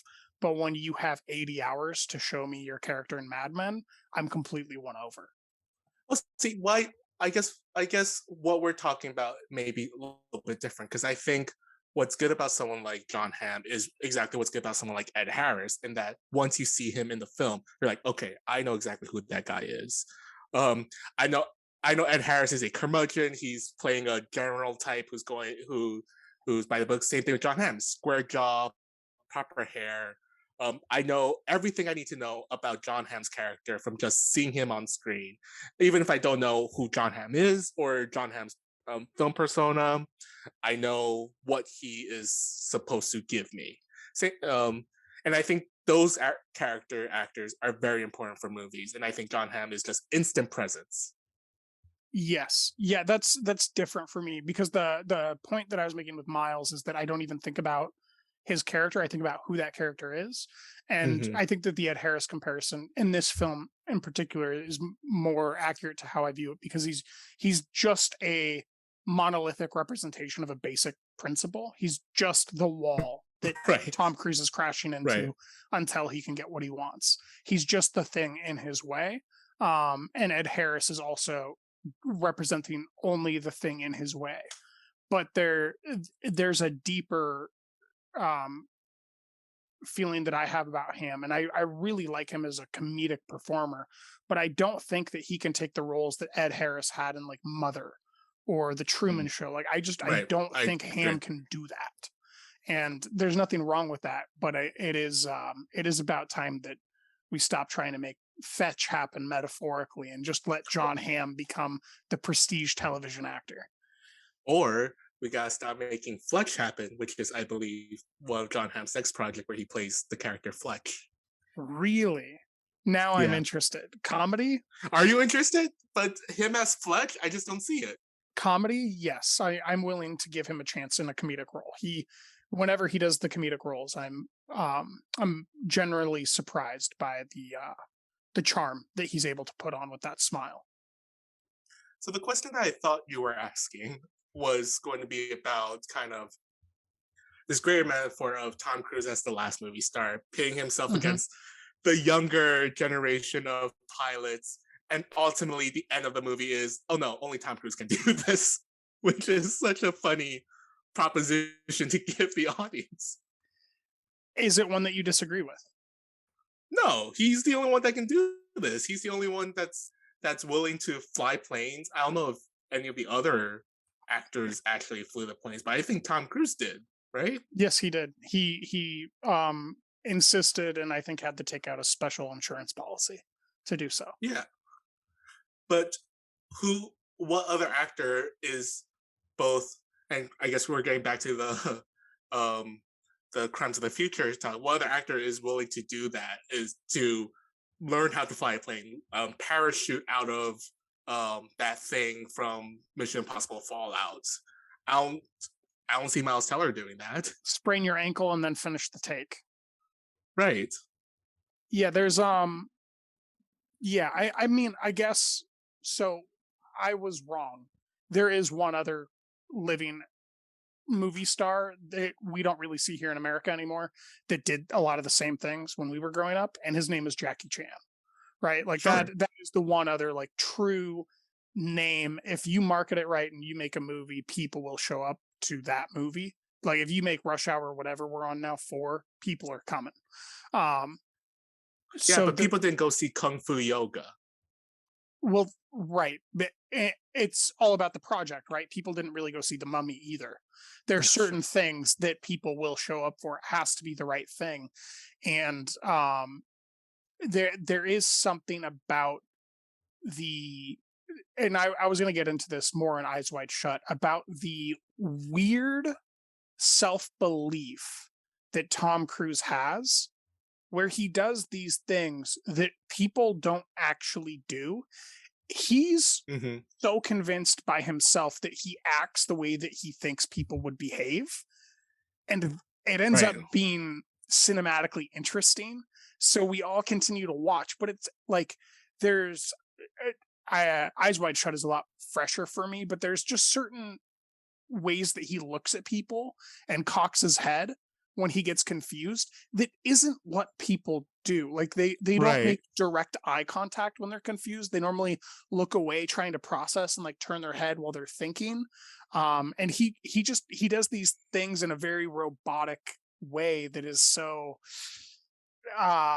unblemished by embarrassment or questioning whether or not he's right. He's just so committed to and has such an enormous self-belief that it just is a tonal anomaly.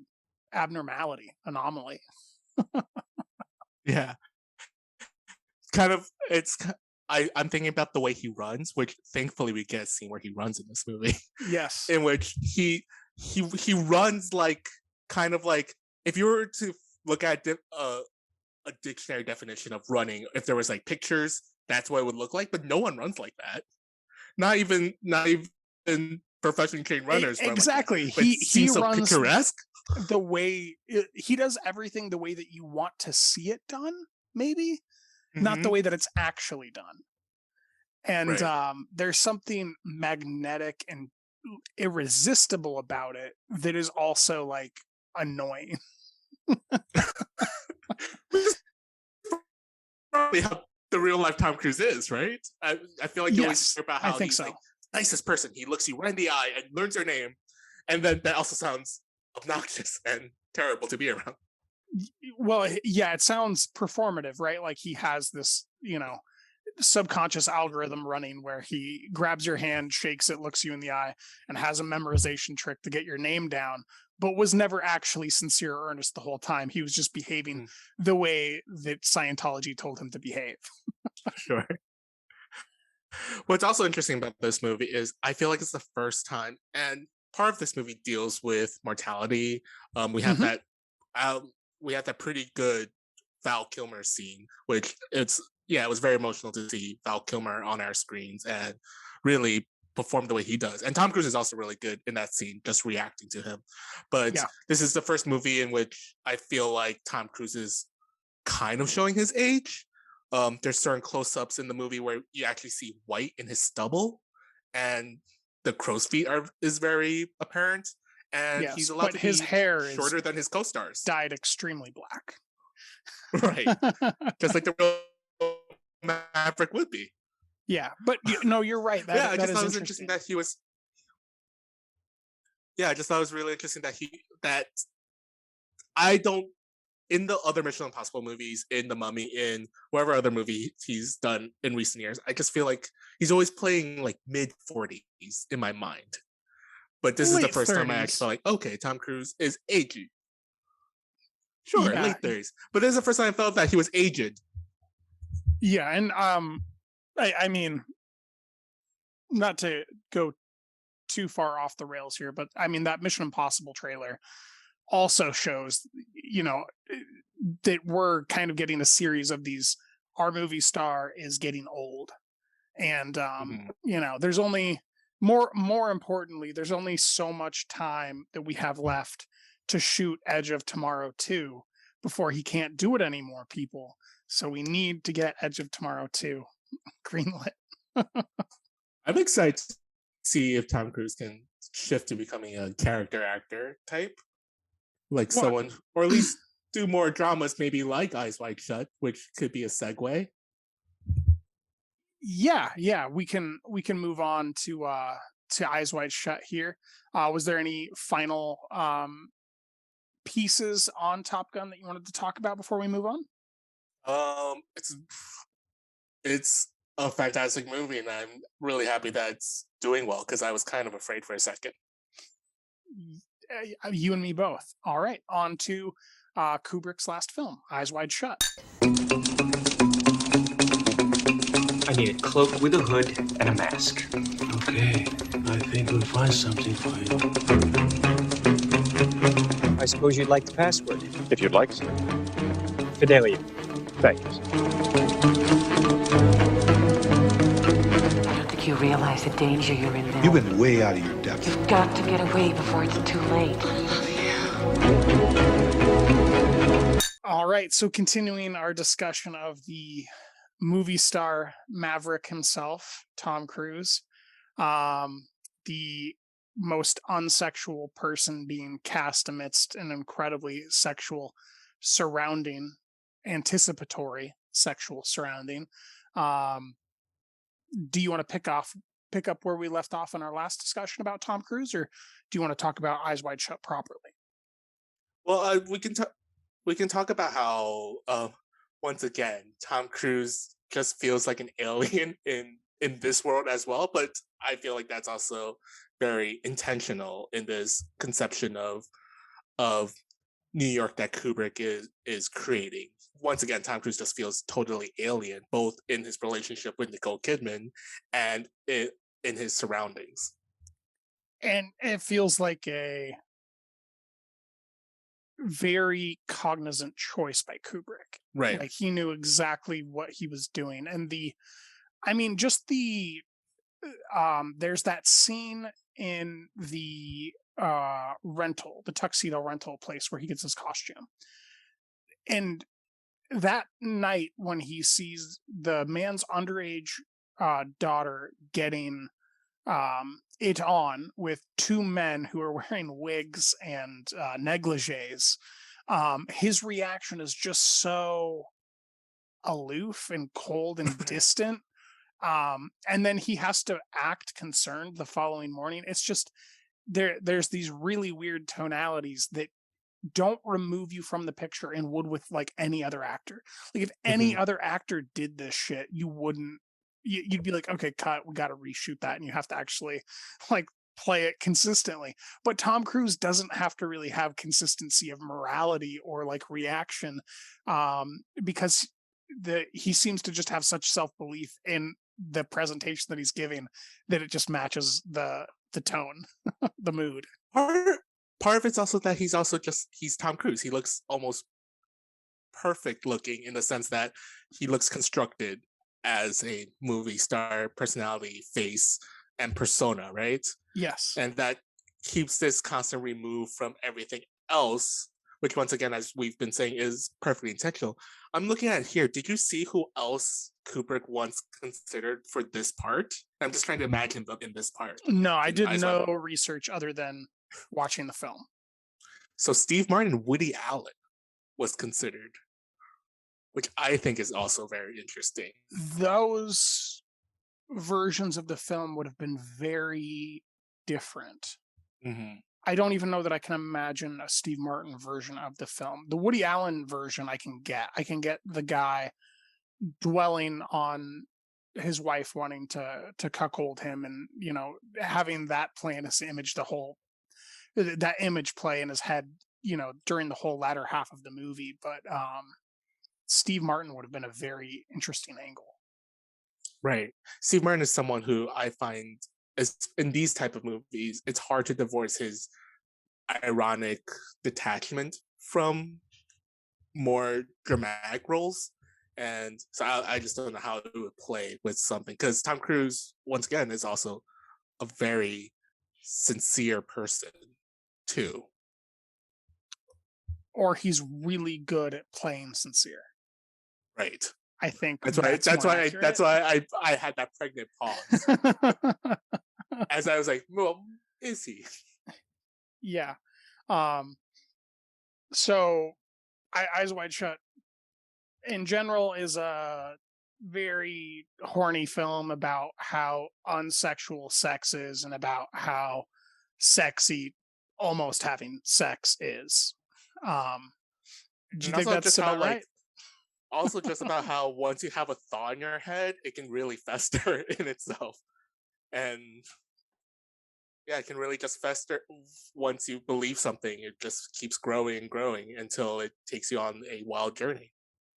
Yes, which so on that topic, what do you think is real and what isn't real in this film? Yeah, I guess to talk about that, a lot of this movie is almost presented as a dream-like world, and not kind of that corny movie where it's like it was all a dream, but we're playing with conceptions. But maybe that. But maybe that. Sure. But it's both plausible and implausible at the same time, right? I think by the time, what's definitely real is by the time we're at the end of the movie and Nicole Kidman and Tom Cruise are in our Christmas tree shopping, they have a lot that needs to be said and they figure out with their, as a married couple. I think that's very real. But that conversation is specifically the thing that casts everything before it in doubt. Right. The way that she says whether they're dreams or not really underscores whether or not her sleeping with the man from the Navy was actually real, and Tom knew it and was repressing it, and whether or not everything we just saw with Tom wasn't real.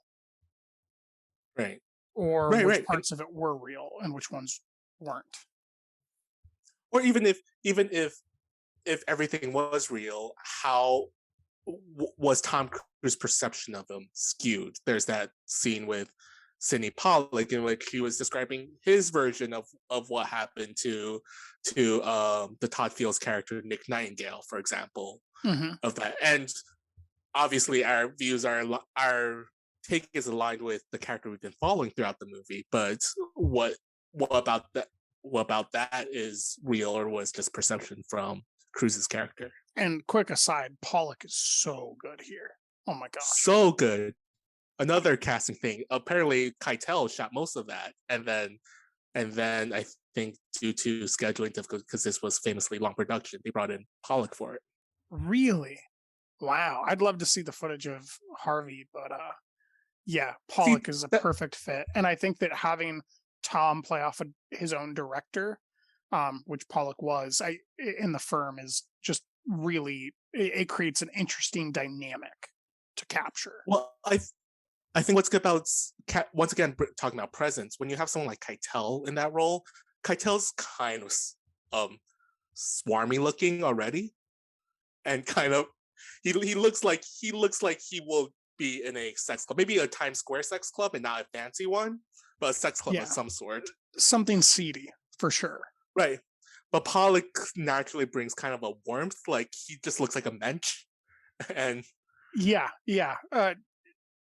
A good guy, but one that you don't want to cross. right.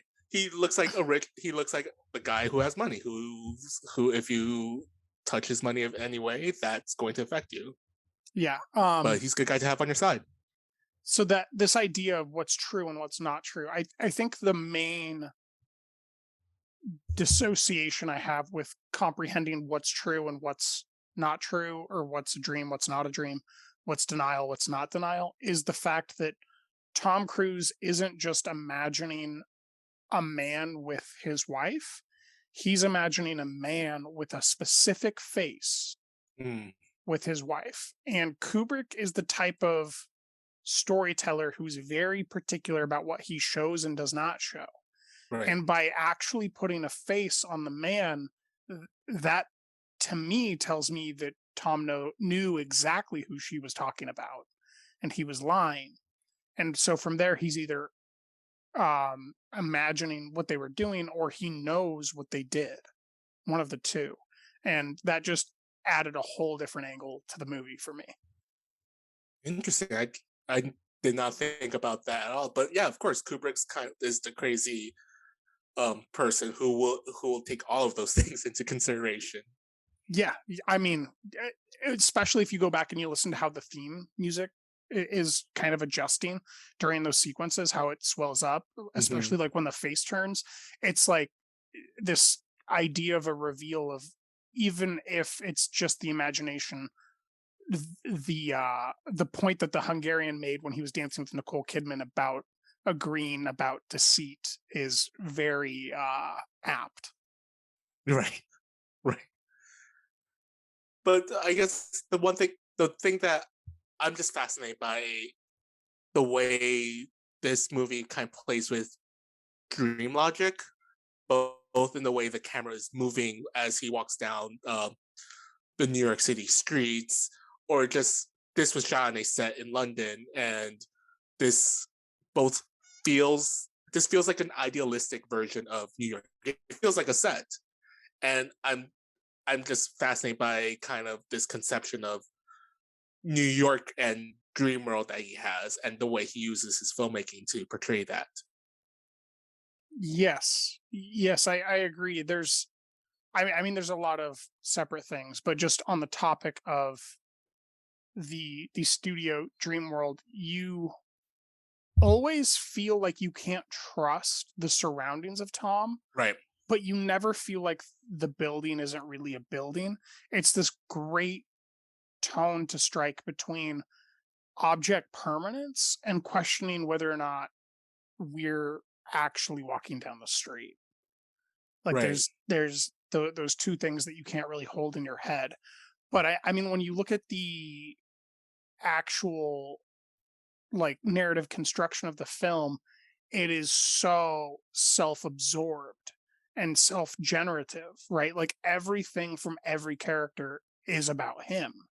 He goes to the funeral in the middle of the night, or he goes to see his dead patient in the middle of the night, and the woman kisses him and tells him that she'd be willing to kill herself for, just to live near him. Like it's a very Stefan Zweig sort of a line, right? Letter from an unknown woman. If only I could be near you and see you from a distance. One day a year, I would be happy. So there's that element, and then there's, you know, the guy answers the dress shop, that when he walks into the coffee shop, he talks to just the right waitress who knows everything that he needs to know. Mhm. And then when he goes to the hotel, that guy tells him everything. Like, it's just, you end up feeling like you can't trust the world because it was so easy. Even just the way he shows off, like, I'm a doctor, you can tell me. Like he's an FBI agent or a cop. Like I don't know anyone who just because they're a doctor reveal everything about whatever he's asking about. Yeah, that would, um that is another element to it. But there is a sequence that convinced me that the world was real, and that is when there's the frat dudes all walking down the sidewalk, and they run into him, and then they start calling him names that are Mhm. very homophobic. Yeah. That struck me as like a real moment in the film. So there's these weird tonalities, and that's kind of Kubrick's thing, is he never really lets you feel at home in the film of whether it's real or unreal. Not in all his films, but especially near the end when he was dealing with a lot more psychological subjects. Yeah, yeah, definitely. Yeah, I was curious about that scene as well because yeah, it did mark a shift in tones, and it feels almost it yeah, it feels out of place in the whole movie. And once again, we're talking about Kubrick, who's a very intentional filmmaker. So yeah, I guess I didn't think about it like that. That is what grounds it in reality is are people bullying Tom Cruise with homophobic slurs, something that in real life is part of his persona too, right? Is all the whisperings of his own sexuality. Oh, I didn't even know about any of that. I was just thinking like the dude who had everything easy for him got bullied. This is Right. how we know something's actually real. But I mean, even the ethereal you were followed thing,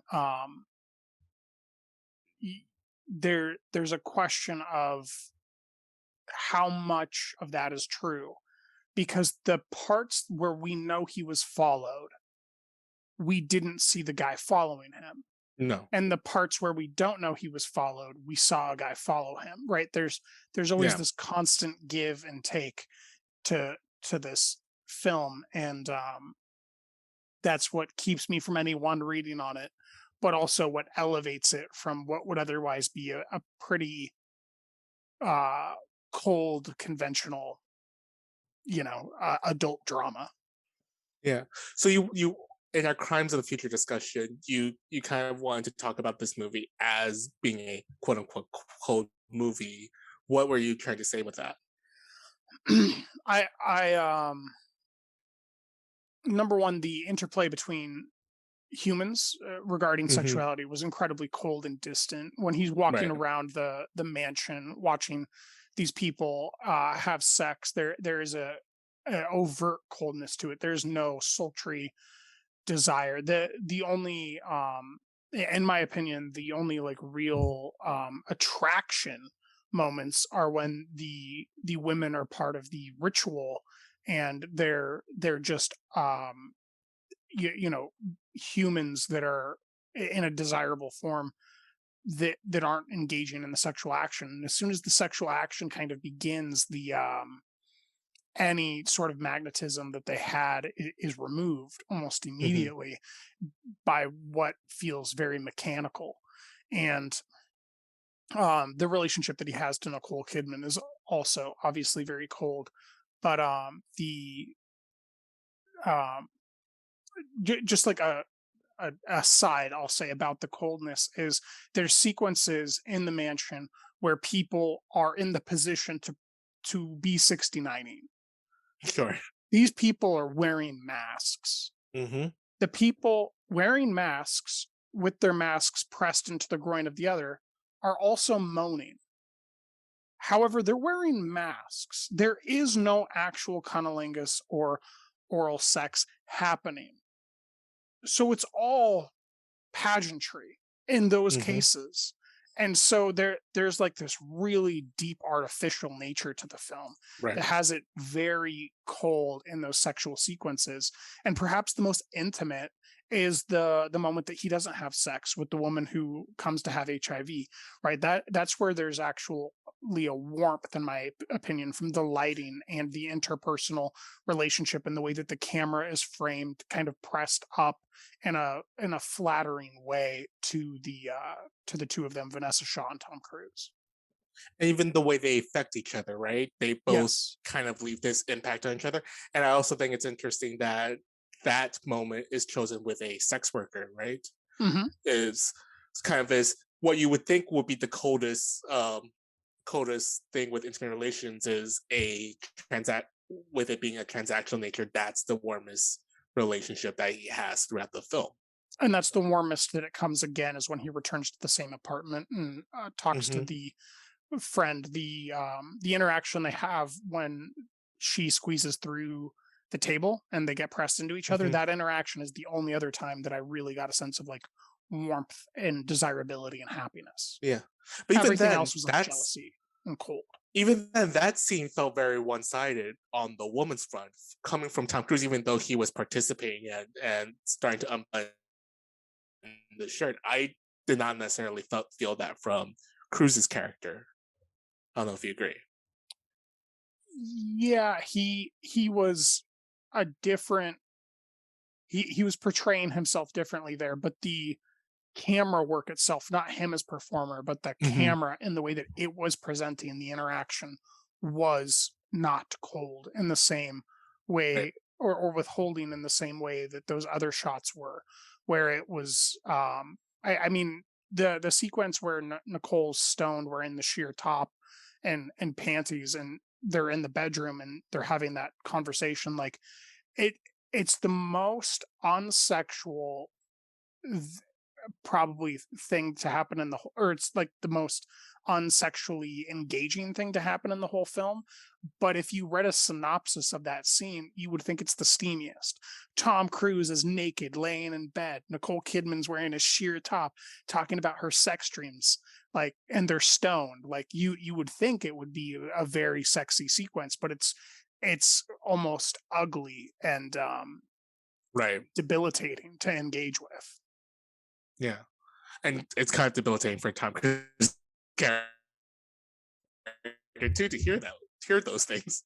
And we're coming at the film from the Yep. way that he's viewing it. Right, exactly.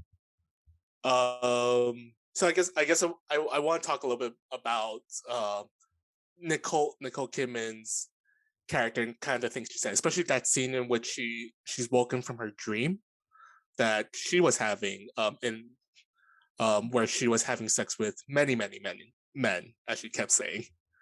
But the way I just found it so interesting the way that when Tom Cruise enters that room, this is the night that he's coming back from the orgy mansion. He's kind of in this daze, and he finds Nicole Kidman kind of in a pleasure state. And then when he awakes her, she talks about the dream that she has in this kind of in a horrific sense. I was just curious to see what you took of that scene. Yeah, so I think the most interesting thing to me about that scene and something that I don't think I'll ever quite shake is and this is deliberate by Kubrick. He comes home, he wakes his wife up. His wife is beginning to have the same hysterical fit of laughter that she had on the ground the night before. Mhm. And he wakes her up and tells her that she's having a nightmare. That's what he tells her.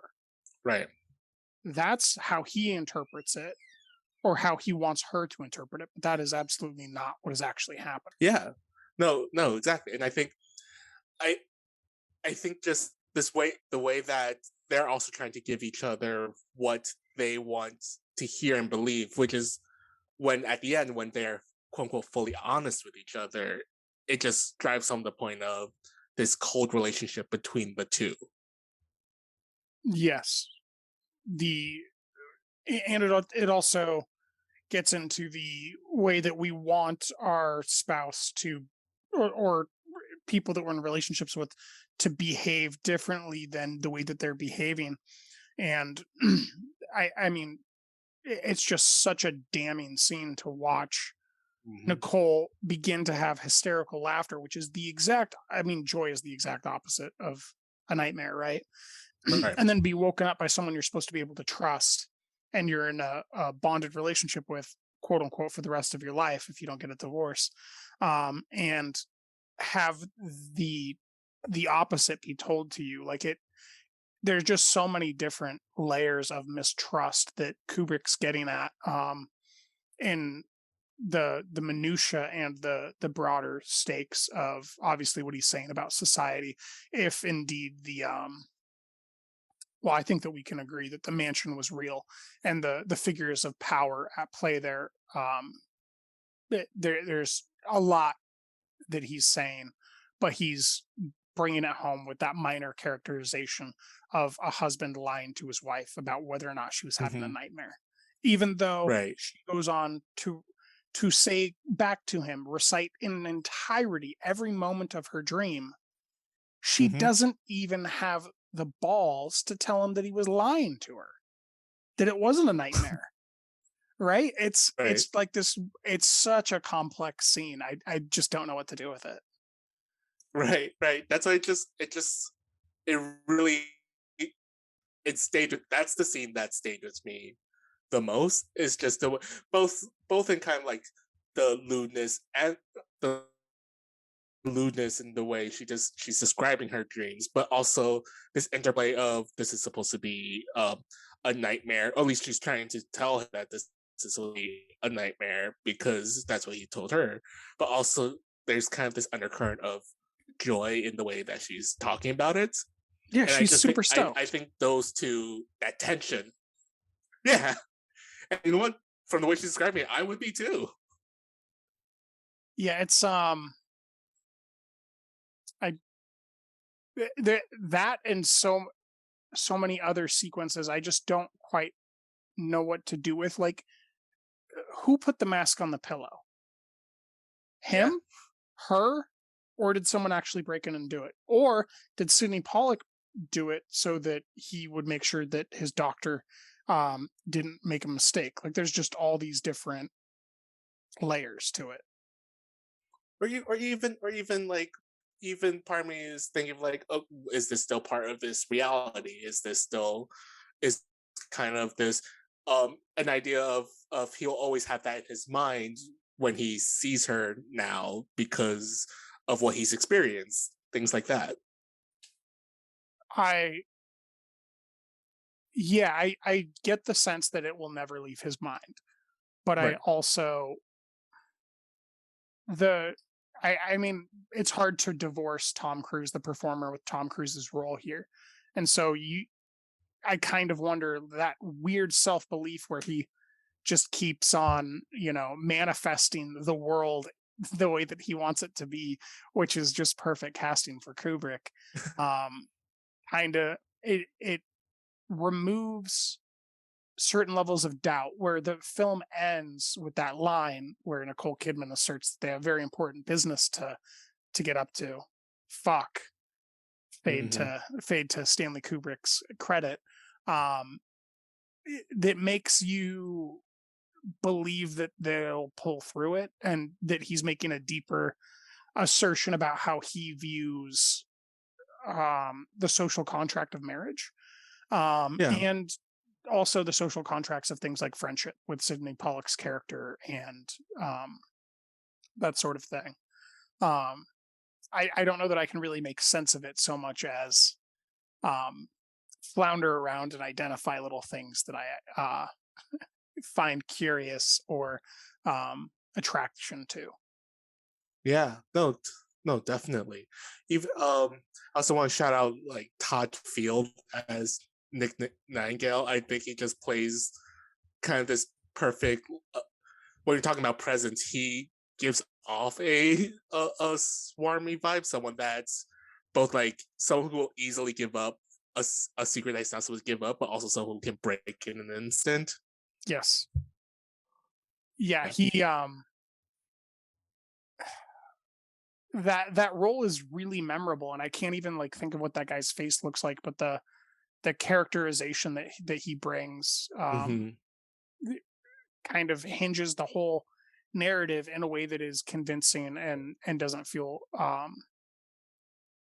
manufactured. And normally those types of plot points would feel very manufactured. We were talking about Crimes of the Future, and the thrusting points of that narrative are very much machinated, and here it feels like a natural evolution of the sequence of events, which all starts from two spouses not cheating on each other, and Right. then escalates into a sordid affair of nobody having sex, but it being very, very sexual. Yeah, and not even necessarily a very sexy movie, I would say. I don't think you Yes, it's find not. It's not, and it's very unsexy when there is sex, and it's most sexy when exactly. there's not sex, and Hmm. that's precisely probably what Kubrick is getting at, is that the act of sexuality and the actual organic material being exchanged between partners is very unflattering, and it's very Hmm.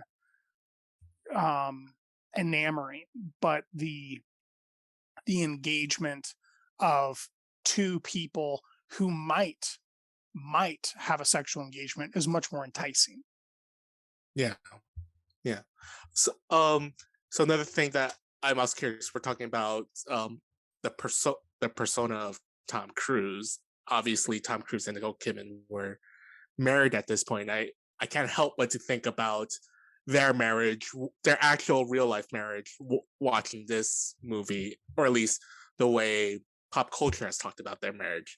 Something that I always felt. I mean, I think some people have guessed that maybe this was more of a publicity marriage or something. So there's this kind of like coldness between them in real life and coldness within this movie that I just thought was interesting. Yeah, I had actually wanted to ask you if you thought that this was what caused their divorce. I don't actually know any of the background, but it feels like maybe once you go to this part, like once you play these parts, maybe you can't take that back. And there's this history of how Right. compromised what's her name was by doing a film with Kubrick. God, the girl from The Shelley Shining. Duvall. Yeah, Shelley right. Like Duvall. how fucked up she got from shooting a Kubrick movie, and I think that it perhaps that's just mystique, but the shoe seems to fit. Right. Yeah, even this one. This one apparently was a very long shoot, very hard for both Tom and Nicole to to um to make. Um and I just keep thinking about Tom Cruise as I just can't ever picture him in real relationships. I just don't know what that is like. I Well, I just can't see you're it. saying that because he's not a sexual creature. He's not a human. Right. So I completely agree. It is yeah, I don't know if there's any public information or if everything's just rumors that can't be substantiated because the Scientology group will commit murder and sue Well, you out of existence. So all I can do allegedly, is allegedly, speculate. allegedly. We're all Yeah, speculating. Don't sue Drink in the movies. We're too small. We have nothing to give. like I said, all I can do is speculate. But I do get the sense that there's a performative nature to Tom that at some level in the marriages that he had just they couldn't. He seems like the type of kid who would like steal something, and you'd see him steal something, and you'd have like security camera footage of him like taking the cookie, and he'd be like, I did not take that cookie, I have no idea what you're talking about. And so you just have to make a choice about like if you're going to be with someone who's that narcissistic Mhm. and maybe not a bad actor, but like just is never going to truly be honest, or not. And that's my read on it. How about you? Yeah, and and I think that plays perfectly to this movie, right? He seems as the doctor that all the rich people call upon. He's what's it called? He's a what type of doctor is he? Oh, I thought he was just like a general practitioner because he was working on adults and children. Oh, But okay. I don't know. For some reason, in my head, I thought he was OBGYN for a second, but I No, don't he know. did a mammogram, They- and then he was like Yeah. he was helping that older patient who passed away with his heart, and then Yeah. he was doing a checkup on a child. So I think he was just a general practitioner. Okay. I guess my general point is just the way that he is exuding perfection, both outside of the off, both outside the office and in the office, and then we're constantly also coming back to while he's out uh, trying to figure things out. We're coming back to Nicole Kidman mothering their child and doing these mundane things like reading a newspaper while watching TV or feeding her one child. Yeah, the you're right. Those juxtaposition edits were interesting because I still don't really know what he wanted to say. Because the Mhm. first point that he makes, I think he cuts from Nicole doing something that's like very unfabulous. Like she's all disheveled, hasn't taken her shower yet, and is like just like making breakfast with, or no, she's eating breakfast with the daughter, and the daughter's watching Looney Tunes on the VHS TV, I think.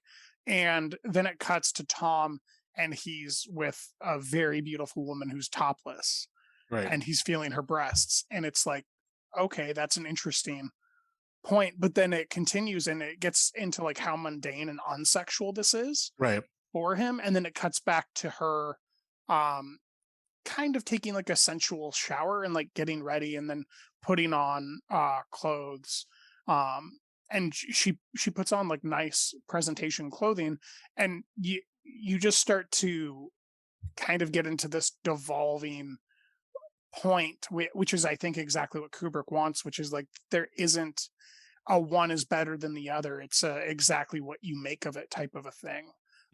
Where it's she's a stay-at-home mom, but she wants to look nice and feel nice and not be dirty.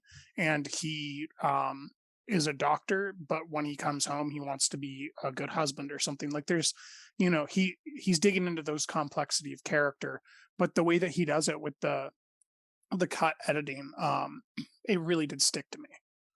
Yeah.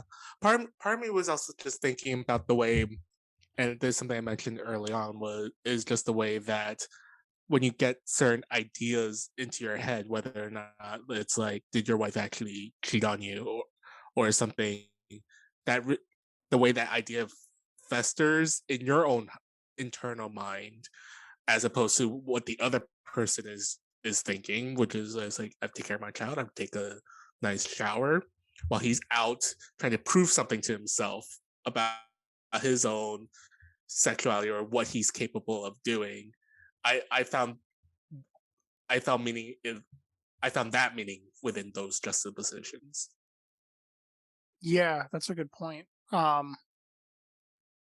That gets back to the idea that everything, even though we have moments where we see Nicole act as Nicole, hell, I think we even see Nick act as Nick. We never really go to their version of the world, and so at some level, I guess I question whether or not we're seeing them actually, or we're seeing how Tom views them. Right. Like the role that they play. Like the wife wakes up and makes breakfast and takes care of my child, and then before I come home, she makes herself clean and gets dressed nice for me. Like at some level, and especially because it's Kubrick, who is actually very deliberate and specific, I do have those questions. Yeah. No, I think those are all questions. I think those are all questions that he is trying to get at. But ultimately, this is a movie about a couple that's been married for a long time and trying to figure out how to be truly honest with a partner that sometimes is hard to be fully honest with. Yeah. So I didn't really like it, but once I finished it, I really appreciate it. And that's kind of true for me with like all of Kubrick's films. I don't think that there's one besides Doctor Strangelove that I actually like, but I do appreciate all of them, and I Mhm. think they're all very well constructed, but I just don't like them. There's a certain coldness to them. I think The Shining is very good. I don't really like it. That doesn't divorce it from being good. I think 2001: A Space Odyssey is absolutely exhausting and cold, and I Yeah. really do not like watching it at all. And I also think it's a masterpiece. I don't quite think this is a masterpiece, but I do really respect it and the way that it delivers on the psychosexual ideas that were put very well into literature from Eastern Europe, uh, some of Northwestern Europe, and then a lot of like Russian authors. I think that it's probably the truest representation of what I've read in a lot of those novels to be put to screen. And for that, I really appreciate it, but I can't say that I love it. How about you? What's your read on this and Kubrick as auteur? Yeah, I mean, this is my second time watching this movie, and I think what's good is that it does not feel like it's runtime, which this is I think the last Kubrick I ever saw, the last Kubrick of his filmography that I've seen, because always the runtime kind of scared me. It's only like 2.5 hours; it's not that long, um, but I think I agree. I think it's another movie in which I respect a lot out of. I like reading articles and people's writings on it, but I don't necessarily fully embrace. Um, Kubrick generally. I'm fond of Kubrick, and I think sometimes the way people talk about Kubrick, the way they put him on this pedestal as a master, which he definitely is, can make me can turn me off of him. But I really like Barry Lyndon. That's one that I need to get to. Yeah, Barry Lyndon's really good. Also really funny. Was there any last topics you wanted to get to with Eyes Wide Shut, or Tom Cruise, the last Hollywood star? Um, I think I think Nicole Kidman is very good in this movie for a character that can almost be unwritten if played by a different person. And Yeah, or at I least agree. she's playing with so much. She's playing with so much that someone with less capable who was less capable may have sold it as just one tone. But because it's Nicole Kidman, she's able to fully sell all the multifaceted um, nature of everything she's saying. Yeah, That there's I great think really makes this complexity. work. There's Yeah. an like the things that she does are loaded, and I think that it's the bedroom scene. There's one scene I didn't really memorize it, but it's a long take, and she has to go from I think the hysterical laughter fit to like a few other like hard process emotions, but it's all one take and it's tracking her the whole way. And I think she's like naked or something. Like it's an incredibly Mhm. vulnerable position to be in. And it's just this masterclass of delivery and maintaining like complete confidence in yourself to reach these places and contort your body in these ways that you really just don't see from many films or many performers. Right. And this is Nicole Kidman at a time in her career where she was kind of dismissed as just being a beautiful person. Really? She's Okay. yeah, this coming off of like The Peacemaker, Practical Magic. I think she finally got respect for To Die For, Oh, well, I and mean, she was in Looking for Batman Lady wasn't well Forever received. before this, right? So she Oh was yeah, already a yeah, pure film everyone, star. Oh yeah, yeah, she goes right as into Dr. Moulin Chase Rouge Meridian, you know. after Mhm. this. So I think this is also an interesting point in her career where this is kind of where when people start taking her seriously as an actress. Maybe they started doing that with To Die For, but this to have like Kubrick's stamp of approval. Although I think contemporary critics at the time were not fond of both her and Tom Cruise's performance.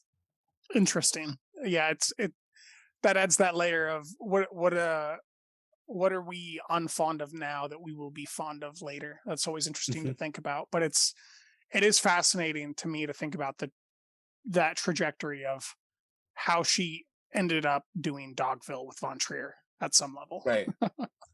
Right. Or even movies like Birth or things like that. Yeah. Stepford Wives and the like. Well, all right. Anything else, or should we end it there?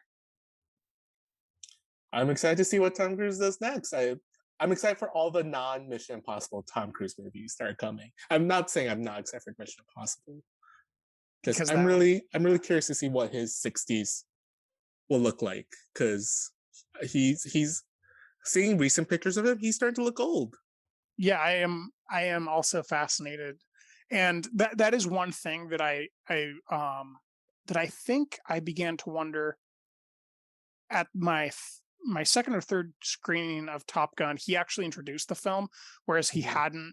There wasn't a recording in front of the other ones that I saw, and he had, like, his hair wasn't dyed black; it was long.